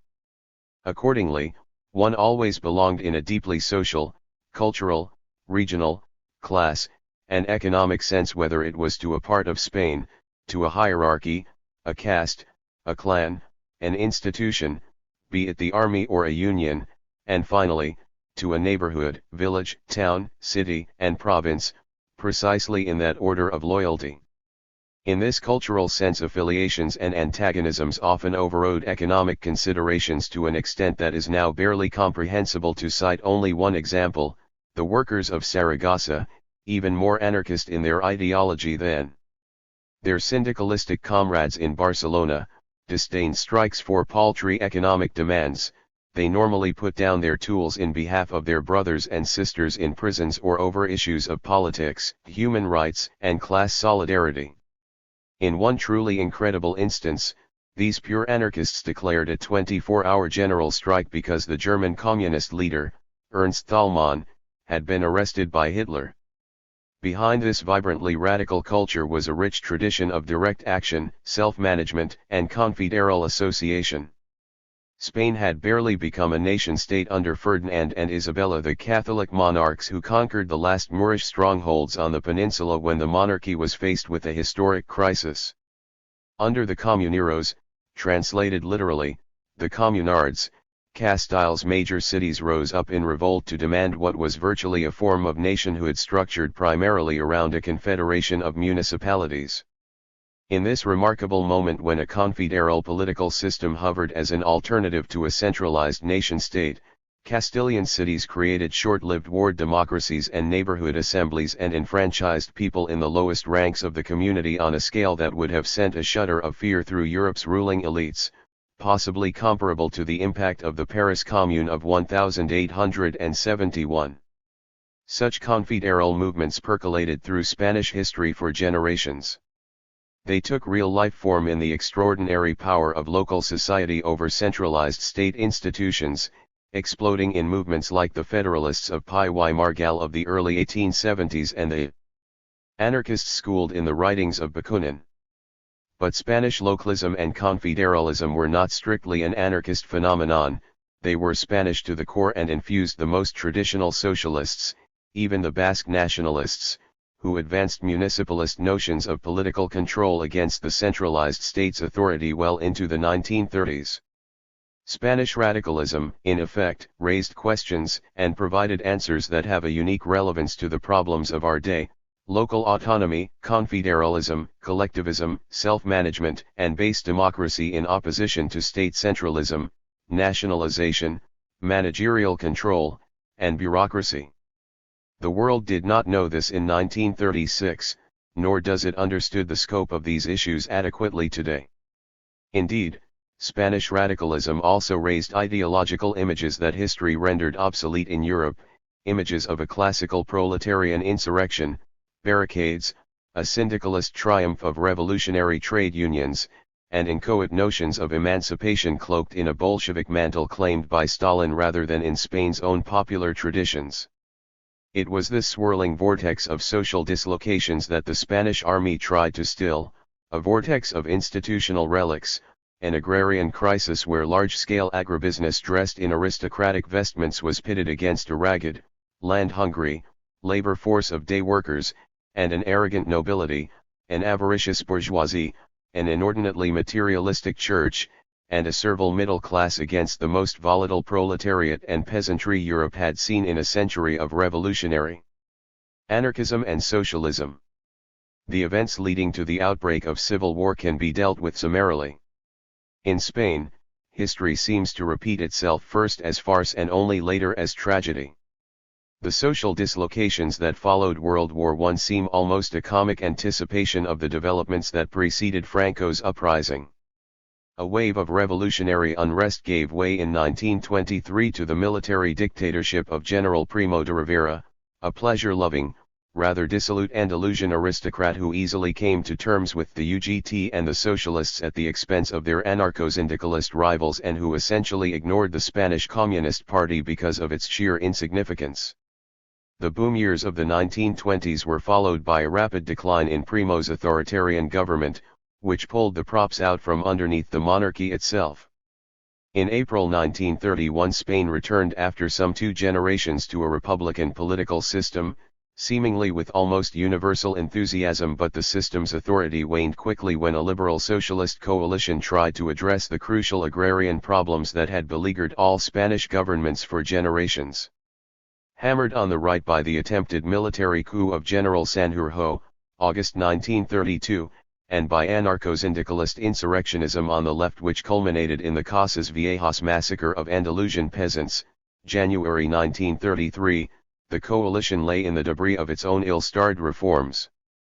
In the summer of 1933, Spain's multitude of parties and organizations began to regroup and polarize. In November of that year, a coalition of the right, the Spanish Confederation of Right Groups, CETA, replaced the liberal socialist coalition headed by Manuel Aznar. The forces that consigned the first Republican government in some 60 years to the historic garbage heap now formed the impetus for a radical shift to the 2 extremes. Disenchanted with liberal ineptitude and subjected to increasing internal pressure by the influx of Andalusian braceros, the Socialist Party veered sharply from reformism to revolutionism in little more than a year. Just as the CETA found the newly formed fascistic phalange on its far right, so Largo Caballero, now styled the Lenin of Spain, found the recent POUM, a melding of 2 independent revolutionary Marxist groups, on his far left and the anarcho-syndicalists in a state of chronic revolution still further off on their own. The barricades that the Viennese socialist workers raised early in 1934 in the face of a reactionary assault on their very existence had their bloody Spanish counterpart 8 months later in the October Revolution of 1934, when Asturian miners, raising red and black flags over the mountain towns and cities of northern Spain, became the epicenter of a general uprising throughout the country. It was then that the increasingly well-known commander of the Army of Africa, Juan Francisco Franco, brought Moorish troops as well as foreign legionnaires onto Spanish soil for the first time in 500 years to defend Christian civilization from red barbarism.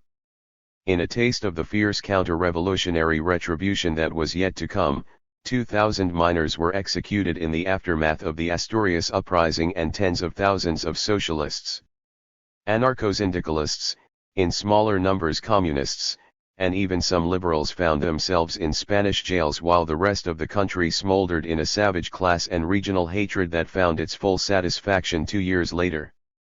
under an ostensibly shared eagerness to free the October prisoners and in fear of growing rightist provocation of the kind that had finally brought the Viennese socialists into insurrection, a popular front was slapped together from such widely disparate political groups as the Republican Left, the Socialists, the Esquerra, Luis Companys' Catalan Nationalists, the Communist Party, the Syndicalist Party, a political arm of the dissident anarcho-syndicalist Angel Pestana, and the POUM, in Catalonia. The term Popular Front apparently originated in the French Communist Party and the Soviet-French Treaty of Mutual Assistance, May 1935, in which both countries vowed to aid each other if either was threatened or in danger of aggression.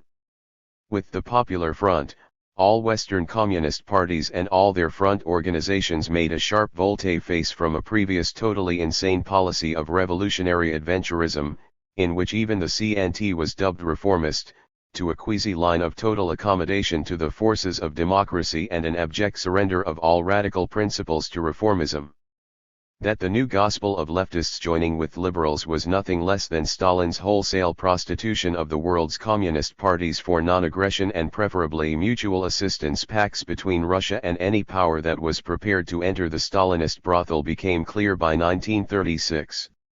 It is difficult today, when radical theory has retreated to the couloirs of the academy and radical practice to the smoke-filled rooms of liberal politicians, to recognize the crisis of conscience that popular frontism created in the communist movement. Contrary to recent myths that the Popular Front was a welcome change of line, a waning generation from the era can still recall how American left-wing socialists taunted Communist Party members for the rapid desertion of their revolutionary ideals. In Spain, this took the form of the particularly cutting remark, "Vote Communist and save capitalism." The numbers who left the party in bitterness were probably immense throughout the world. Yet neither anti-fascism nor a passion for bourgeois democracy can explain what kept thousands of revolutionary communists in the Stalinist movement. That communist parties were able to acquire more members in unprecedented numbers, many of whom were very tentative in their commitments, attests to the fact that even in the Red 30s, Western Europe and America contained more liberals than radicals. It also attests to the uncritical, often mindless loyalty of communists to the Soviet Union as the first socialist country in the world and to the legacy of the October Revolution even as its leaders were being slaughtered en masse by Stalin's NKVD. Equally fundamentally, the Popular Front introduced a doctrinal crisis into the corpus of revolutionary Marxism. The very raison d'etre for a communist party anywhere in the world had been social democracy's legacy of betrayals, creating the need for a new revolutionary movement. Betrayal, in the language of the day, meant the abandonment of Marx's basic, indeed unswerving strategy of revolutionary independence for all authentic workers' parties. This precept, forcefully voiced by Marx and Engels in their famous address of the Central Committee to the Communist League, March 1850, warned that everywhere workers' candidates are put up alongside of the bourgeois democratic candidates to preserve their independence. As if in anticipation of popular frontism a century later, both men forbade communists from allowing themselves to be seduced by such arguments of the Democrats as, for example, that by so doing they are splitting the Democratic Party and making it possible for the reactionaries to win. To abandon these precepts was to assail the authenticity of communism as such, indeed, to discard the most fundamental principles of Bolshevism as a truly Marxist politics. It had been on the strength of these strategic ideas that the Bolshevik Party had come to power in 1917 and defined itself as a revolutionary movement. For Stalin in the Popular Front to adopt exactly what Marx, Engels, and Lenin had regarded as the most treacherous features of bourgeois democracy and social democracy reduced world communist movements to mere guardians of the Soviet Union and an extension of Stalinist foreign policy. If anything could justify so abject a role for communists, it was their belief, held consciously or not, that Russia was the main force for the achievement of world socialism. This doctrinal mystification essentially replaced the power of the oppressed to change society and thereby change themselves in a supreme act of self-empowerment, with the power of a workers' state to instrumentally redesign society. The logic of this mentality had disastrous ramifications, ones that exist today even as they did 50 years ago. This Popular Front mystification was to turn socialism from a social movement into a largely diplomatic one. World communist parties which had been spawned in a period of authentic revolution were to be denatured by the mythos of a socialism achieved by international power politics into mere tools for preserving or abetting the interests of a nation-state.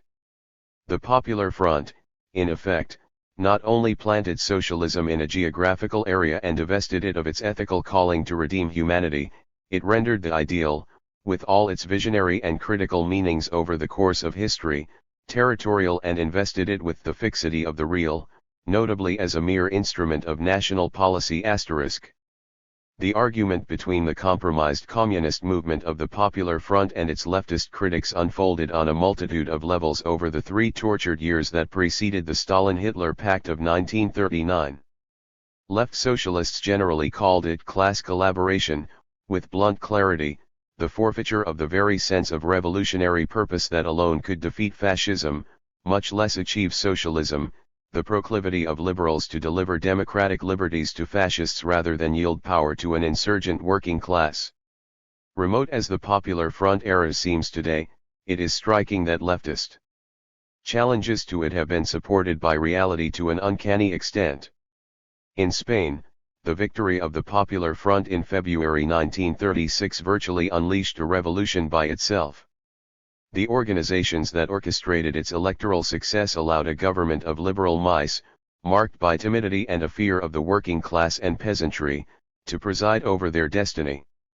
The incongruity between the bumbling Aznar regime in Madrid and the wave of strikes, rural land seizures, and gun battles that swept over Spain between February and July, when Franco finally pronounced against the Republic, is so stark, and the logic of events that left only 2 choices by the summer of 1936, either libertarian revolution or bloody authoritarian reaction, is so compelling that Franco's easy success in transporting the Army of Africa from Spanish Morocco to the mainland was an act of governmental betrayal in its own right.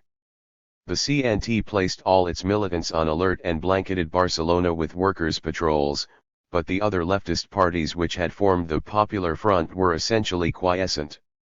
Even after Franco rose and the government attempted to strike a deal with the military, causing people to fill the streets demanding arms, the Communist and Socialist parties jointly declared, "It is a difficult, not a desperate time.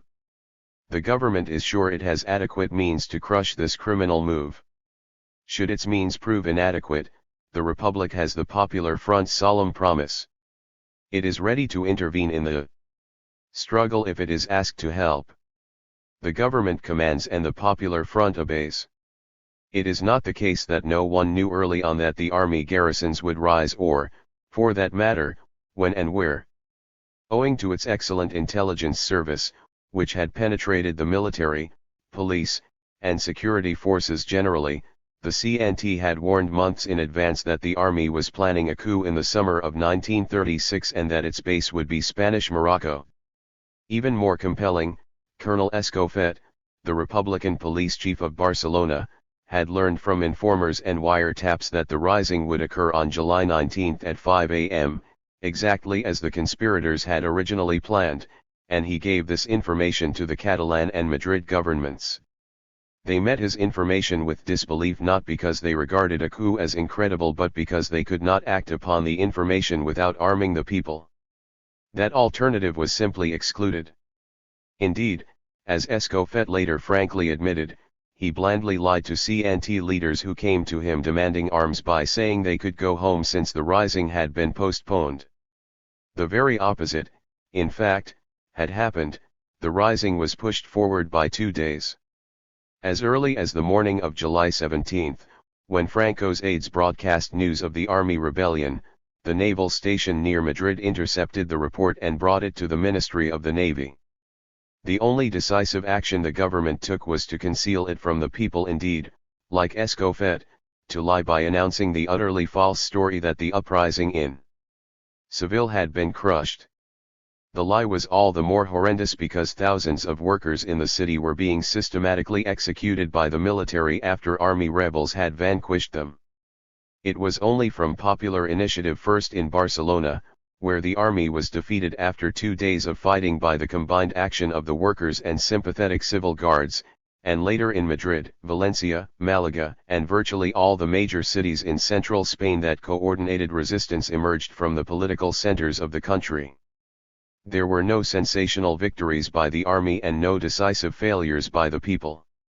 Apart from the Andalusian cities which Franco and his generals quickly captured, as often by ruse as by arms, the pronunciamiento was essentially a military failure, and the conflict dragged on to its bloody conclusion for the greater part of 3 years.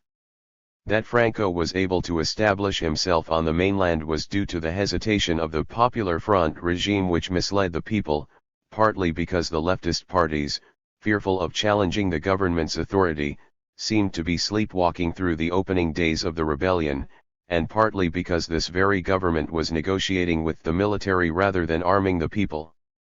As a result, radical urban centers like Seville, Granada, and to the surprise of the army itself, Oviedo in Asturias and Saragossa in Aragon, fell to local military commanders by sheer ruse because the workers had been kept in ignorance of what was happening elsewhere in Spain.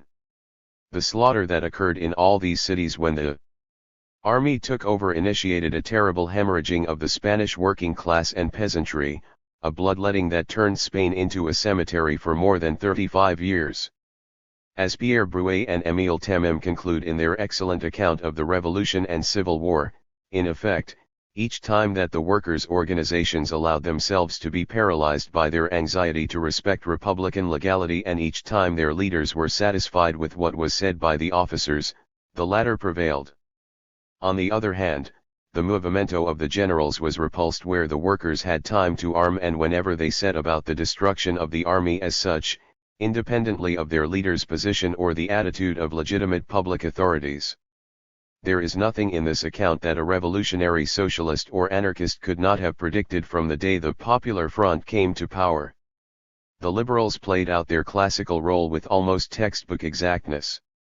The Socialist Party, divided between a cynical right and an irresolute left, was eaten away by indecision and a failure of nerve that brought its own conservative chieftains to the point of treachery.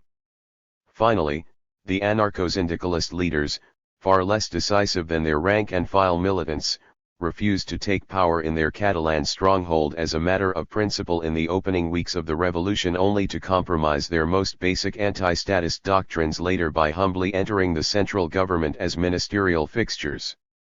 Harried by communist and liberal assaults on the militia system and the collectivization, and by an increasingly deadly Stalinist terror, the CNTFAI leadership withdrew into a posture of plaintive clients of the Popular Front, whining rather than fighting against the rollback of the revolution that had been the result of a popular movement more than of their own efforts. But what no one seems to have expected was the resoluteness with which the Spanish Communist Party played out its counter-revolutionary role, abetted by Soviet weapons, Comintern agents, NKVD experts, and in no small part, individual members of the international brigades, who provided the PCE with some of its best assassins. The initial response of the communists to Franco's pronunciamiento was designed to bolster the reputation of the liberal government, which was trying to come to terms with the insurgent generals. More than any organization that professed to be leftist, the PCE opened its doors to the most conservative elements that found themselves behind the Republican lines, becoming the rallying point for domestic reaction, and steadily ate away at the revolution in the name of anti-fascism. Not only did it try to arrest collectivization, it tried to reverse it, restoring hierarchy in the institutions that formed the infrastructure of Spanish life and speaking openly for the bourgeois interest in Spanish society. The files of Mundo Obrero, the PCE's principal organ, are filled with journalistic declamations, manifestos, and editorials that denounce the militias in favor of a fully officered popular army, lend support to the liberals and right-wing socialists against criticism by the socialist left and the anarchists, and denounce any exercise of power by the unions and revolutionary committees with the cry, the slogan, "Today is all power and authority to the People's Front Government." Daily Worker, September 11, 1936. To explain why any self-professed radicals remained in the PCE is almost impossible without analyzing the organization's sense of priorities, the wishful identification of socialism on the part of its more committed members with the nation-state, even at the expense of a popular movement that was actively emancipatory elsewhere. In this very real sense, the Spanish Communist Party was no more Spanish than its Soviet counterpart, and as a result of its identification of communism with Stalin's national policies, no more communist than the Catholic Basque movements that opposed Franco. The leftist government formed by Largo Caballero in September 1936 was aimed at mobilizing socialist, anarcho-syndicalist, and communist leaders not only against the army but against the revolution initiated by their own rank and file. As Largo Caballero attested after he had been removed from office, Soviet intervention in Spanish affairs was brutally overt and demanding. The revolution was blemishing the Soviet Union's image as a respectable nation-state in the pursuit of diplomatic alliances. It had to be stopped. Caballero was anything but a revolutionary, but he had a real base in the Spanish Socialist Party which gave him enough freedom to act according to his own judgment, a fatal flaw in the eyes of the communists. Nevertheless, it was under this regime that the revolution expired. On September 30, the Popular Army was proclaimed, to the delight of the liberals, communists, and right-wing socialists. Indeed, nearly all parties and organizations on the left abetted the transformation of the militias into a conventional army. The distribution of weapons, equipment, and resources among different sectors of the front and to different regions of the country was scandalously governed by political considerations. They were even abandoned to Franco if the communists and their allies suspected they would become available to the anarcho-syndicalists. To cite one of many examples, Spain's only pre-war cartridge factory in the Republican zone, at Toledo, was permitted to fall into the hands of Francoist forces rather than remove it to Barcelona, which would have strengthened the revolutionary movement. This, despite pleas by José Tarradellas, the deputy of the Catalan Premier Luis Companys, who personally visited Madrid to present his request for its removal. Reinforced by Soviet arms and the huge membership that it acquired largely from the middle classes, the PCE launched an outright assault on the collectives and the revolutionary committees, even purging the anarcho-syndicalists, which Pravda, the organ of the Soviet Communist Party, declared will be conducted with the same energy with which it was conducted in the U.S.S.R., December 17, 1936.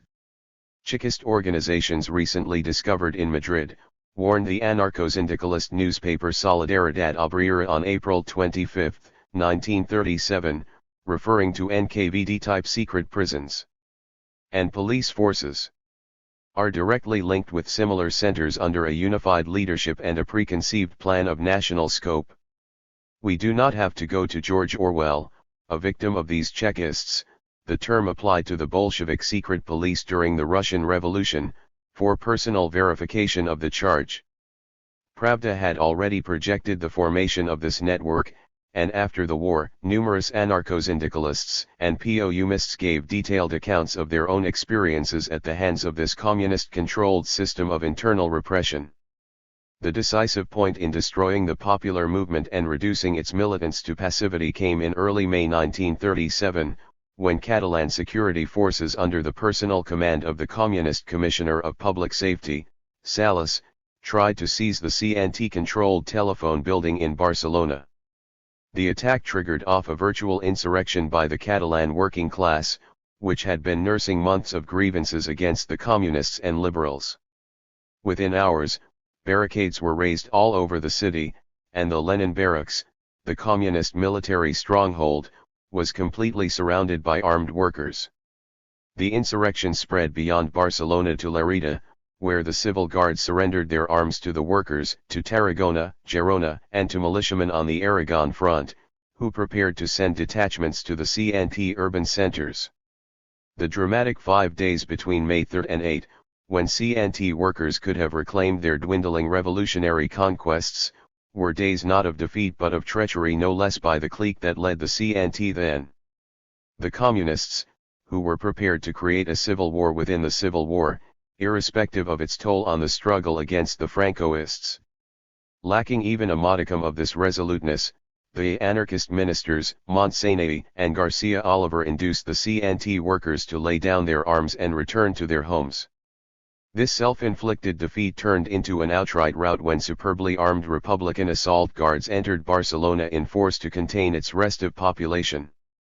Barcelona had been turned from the center of the revolution into the Caud-occupied zone of outright counter-revolution at a cost in life, it may be noted, comparable to the losses the city had suffered in the army's uprising a year earlier. The failure of the insurrection, the famous May Days, opened wide the gates of the communist-led counter-revolution. Largo Caballero was forced to resign, replaced by Juan Negrin, who leaned heavily on PCE support up to the very end of the war.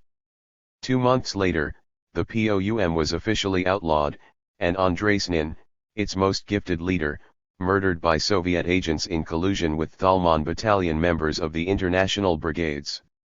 The anarcho-syndicalists, too, suffered heavily, especially with the assassination of Carlo Bernieri, the authentic voice of Italian anarchism and a sharp critic of the CNT leadership. There is also compelling evidence that members of the Garibaldi battalion of the international brigades were implicated in his murder during the May Days. By August, the notorious Military Investigation Service, SIM, was formed under Negrin's premiership to intensify the Stalinist terror inflicted on militant anarcho-syndicalists and POUMists. In the same month, the Moscow-trained thug Enrique Lister led his communist 11th Division into the last rural strongholds of anarchism, where he disbanded the Council of Aragon and an interminable number of collectives and cowed the revolutionary movement, under orders, by his own admission, to shoot all the anarchists I had to. The Republican government aimed the Belchite campaign, one of the bloodiest in the Civil War, as much at demolishing the Council of Aragon, that anarchist state within the state, as at achieving any significant results against the nationalists, observes David Mitchell in his oral history accounts of the Civil War. Thereafter, the Spanish War, as it was nonchalantly called by a bored world in the late 1930s, became nothing but a war and a nightmare for the Spanish people. Army and people alike were now completely demoralized and utterly pessimistic, observes Josep Costa, a CNT Union leader who fought on the Aragon front. The men were like lambs going to a slaughter. There was no longer an army, no longer anything. All the dynamic had been destroyed by the treachery of the Communist Party in the May events. We went through the motions of fighting because there was an enemy in front of us. The trouble was that we had an enemy behind us too. I saw a comrade lying dead with a wound in the back of the neck that couldn't have been inflicted by the nationalists. We were constantly urged to join the Communist Party. If you didn't, you were in trouble. Some men deserted to escape the bullying. That communist execution squads were wandering over battlefields after the troops had pushed forward and were killing wounded anarcho-syndicalists with their characteristic black and red insignia has also been told to me by CNT men who participated in the Battle of the Ebro, the last of the major Republican offensives in the Civil War. The end of the war on April 1, 1939, did not end the killings. Franco systematically slaughtered some 200,000 of his opponents between the time of his victory and the early 1940s in a carnage of genocidal proportions that was meant to physically uproot the living source of the revolution. No serious ideological efforts at conversion were made in the aftermath of the Francoist victory.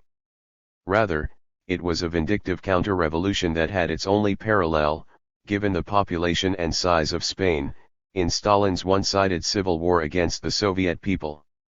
A revolutionary civil war of the kind that occurred in Spain is no longer possible, in my view, today at least, not in the so-called First World. Capitalism itself, as well as the classes that are said to oppose it, has changed significantly over the past 50 years. The Spanish workers were formed by a cultural clash in which a richly communal world, largely pre-capitalist, was brought into opposition to an industrial economy that had not yet pervaded the character structure of the Spanish people. Far from yielding a backward or primitive radical movement, these tensions between past and present created an enormously vital one in which the traditions of an older, more organic society heightened the critical perceptions and creative elan of a large worker-peasant population. The embourgeoisement of the present-day proletariat, not to speak of its loss of nerve in the face of a robotic and cybernetic technology, are merely evidence of the vastly changed social conditions and the overall commodification of society that has occurred since 1936. Military technology, too, has changed. The weapons with which the Franco forces and the Republicans fought each other seem like toys today, when neutron bombs can be at the service of a completely ruthless ruling class. Force alone can no longer oppose force with any hope of revolutionary success. On this score, the greatest power lies with the rulers of society, not with the ruled.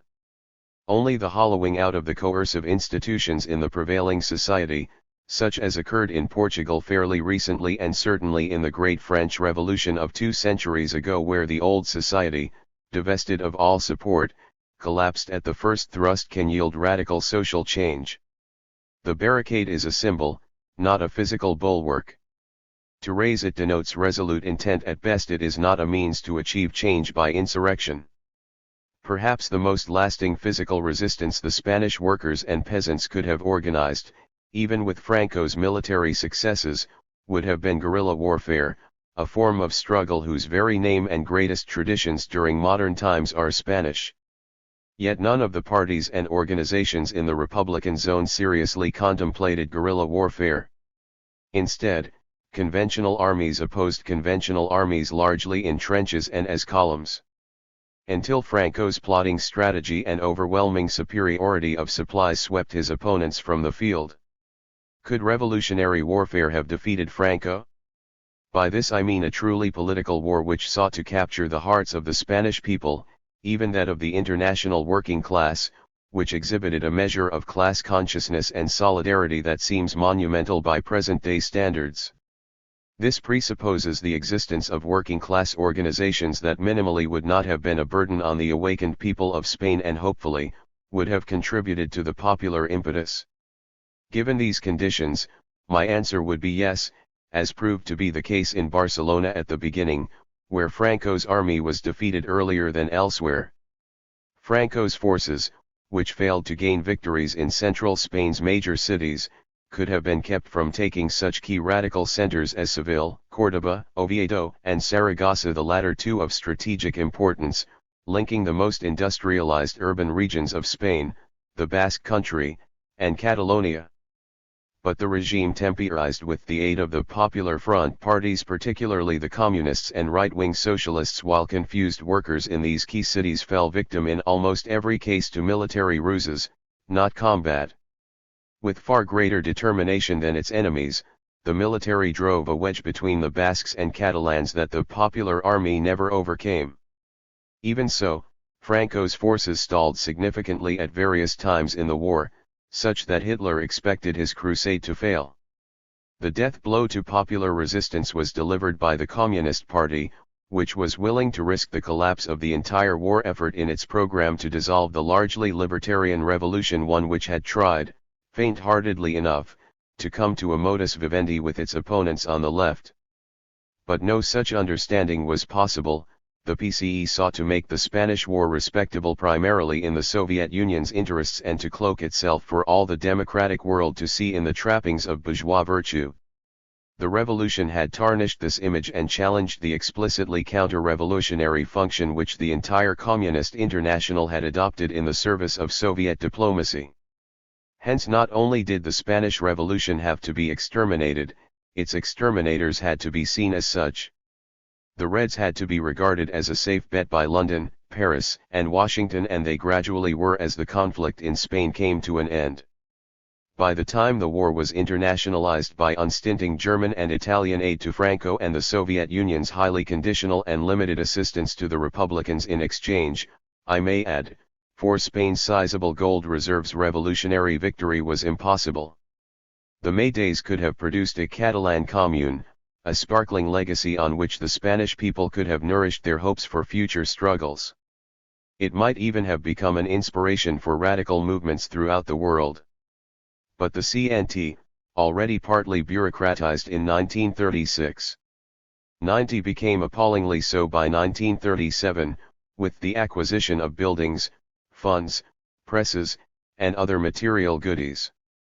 This reinforced and rigidified the top-down hierarchical structure that is endemic to syndicalist organization. With the May Days, the Union's ministerial elite completely arrested the revolution and acted as an outright obstacle to its advance in later moments of crisis. The Communist Party of Spain won all its demands for an army, decollectivization, the extermination of its most dangerous opponents, the Stalinization of the internal security forces, and the conversion of the social revolution into a war against fascism, and it lost the war completely. Soviet aid, selective and unreliable at best, came to an end in November 1938, nearly a half-year before Franco's victory, while Italian and German aid continued up to the end. When Stalin moved toward a pact with Hitler, he found the Spanish War an embarrassment and simply denied it further support. The Western democracies did nothing for Republican Spain despite that regime's success in suppressing internal revolution and its Western-oriented policy in international affairs. Thus, it denied Spanish Morocco, a major reservoir of Franco's troops, the independence that might have turned it against the rebel army, despite promises by Moroccan nationalists of support. What was lost in Spain was the most magnificent proletariat that radical movements had ever seen either before or after 1936–39, a classical working class in the finest socialist and anarchist sense of the term. It was a proletariat that was destroyed not by a growing material interest in bourgeois society but by physical extermination. This occurred largely amidst a conspiracy of silence by the international press in which the liberal establishment played no less a role than the communist. It is appalling that Herbert M. Matthews, the *New York Times's principal correspondent on the so-called loyalist side of the war, could write as recently as 1973, "I would say that there was a revolution of sorts, but it should not be exaggerated. In one basic sense, there was no revolution at all, since the Republican government functioned much as it did before the war." 13. Whether this is stupidity or collusion with the forces that ended the revolution of sorts, I shall leave for the reader to judge. But it was correspondents of this political temper who fed news of the Spanish War to the American people in the 1930s. The literature that deals with the conflict, generally more forthright than what was available for years after the war, has grown enormously, supported by oral historians of considerable ability.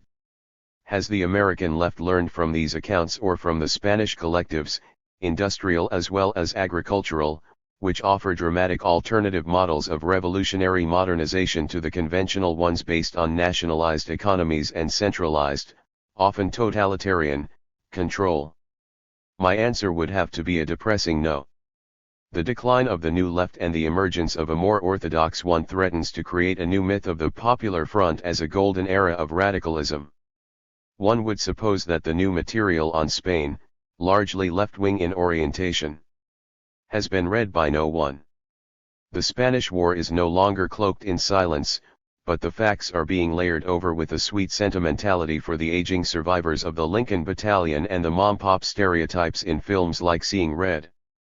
The truth, indeed, is out, but the ears to hear it and the minds to learn from it seem to have been atrophied by a cultivated ignorance and a nearly total loss of critical insight. Partiness has replaced politics, mindless loyalty has replaced theory, balance in weighing the facts has replaced commitment, and an ecumenical radicalism that embraces Stalinists and reformists under the shredded banner of unity and coalition has replaced the integrity of ideas and practice. That the banner of unity and coalition became Spain's shroud and was used with impunity to destroy its revolution and risk delivering the country to Franco is as remote from the collective wisdom of the left today as it was 50 years ago in the cauldron of a bloody civil war. Ultimately, the integrity of the Spanish left could be preserved only if it articulated the most deep-seated traditions of the Spanish people, their strong sense of community, their traditions of confederalism and local autonomy, and their profound mistrust of the state. Whether the American left shares with the Spanish left the popular legacy that the latter cleansed and rescued from the right is a crucial problem that cannot be discussed here. But insofar as the anarchists gave these traditions coherence and a radical thrust, converting them into a political culture, not merely a contrived program, they survived generations of incredible persecution and repression. Indeed, only when the socialists resolved the problem of the relationship between a political movement and a popular one by establishing their famous Houses of the People or Casas del Pueblo in Spain's villages, neighborhoods, and cities did they become a vital movement in Spanish life and politics. The Popular Front ruptured this relationship by replacing a popular culture with the politics of backroom coalitions. The utterly disparate parties that entered into coalitions were united solely by their shared fear of the popular movement and of Franco. The left's need to deal with its own relationship to popular traditions which have a latent radical content to cleanse these traditions and bring out their emancipatory aspirations remains a legacy of the Spanish Civil War that has not been earnestly confronted, either by anarchists or by socialists. Until the need to form a political culture is clearly defined and given the centrality it deserves, the Spanish Revolution will remain not only one of the most inexplicable chapters of radical history but the conscience of the radical movement as a whole. Notes 1. The Spanish Civil War, Part 5, Inside the Revolution, a 6-part documentary produced by BBC Granada, Ltd. This series is by far the best visual presentation of the Spanish Civil War I have seen and 94. Contains an enormous amount of original oral history. It is a primary source for material on the subject. 2. Ronald Fraser, The Popular Experience of War and Revolution in Revolution and War in Spain, 1931–1939, Paul Preston, ed. London and New York, 1983, pages 226–27. This book is another valuable source. 3. C. Edward E. Maleficus, Agrarian Reform and Peasant Revolution in Spain, Origins of the Civil War, London and New Haven, 1970, pages 284–92. 4. For an evaluation of the alternative approaches that Europe faced in the 16th century, including the Comunero Revolt, see My Urbanization Without Cities. Manuel Castells' The City and the Grassroots, Berkeley and Los Angeles, 1983, contains a fascinating account of the revolt and its implications, in what I am inclined to believe is a departure from Castells' more traditional Marxist approach. For an English account of the Comunero Revolt and a useful criticism of historical writing on the subject, see Stefan Holliser's The Comuneros of Castile, Madison, 1981. For a general background on the relationship between Spanish anarchism and the popular culture of Spain, see my book The Spanish Anarchists, New York, 1976, AK Press, 1994. 5. Marx and Engels, Selected Works, Volume 1, Moscow, Progress Publishers, p. 182. 6. Quoted in Pierre Bruet and Émile Temim, The Revolution and the Civil War in Spain, Cambridge, 1972, pg 100. 7. Quoted in David Mitchell, The Spanish Civil War, London and New York, 1982, p. 31.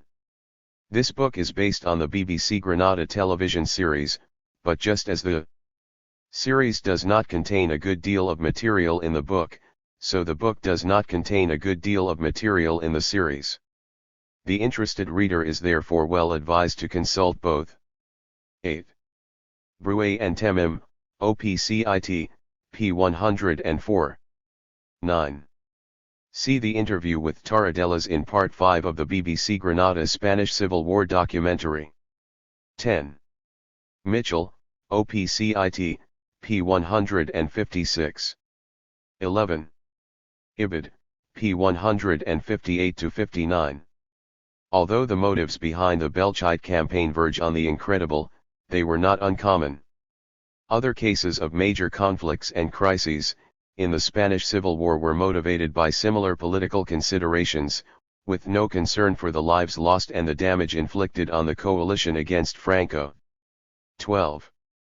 Dennis Smith, Reflex Reaction, Germany and the Onset of the Spanish Civil War, in Preston, OPCIT, p. 253. 13. Quoted in Burnett Bulletin, The Spanish Revolution, Chapel Hill, 1979, p. 59.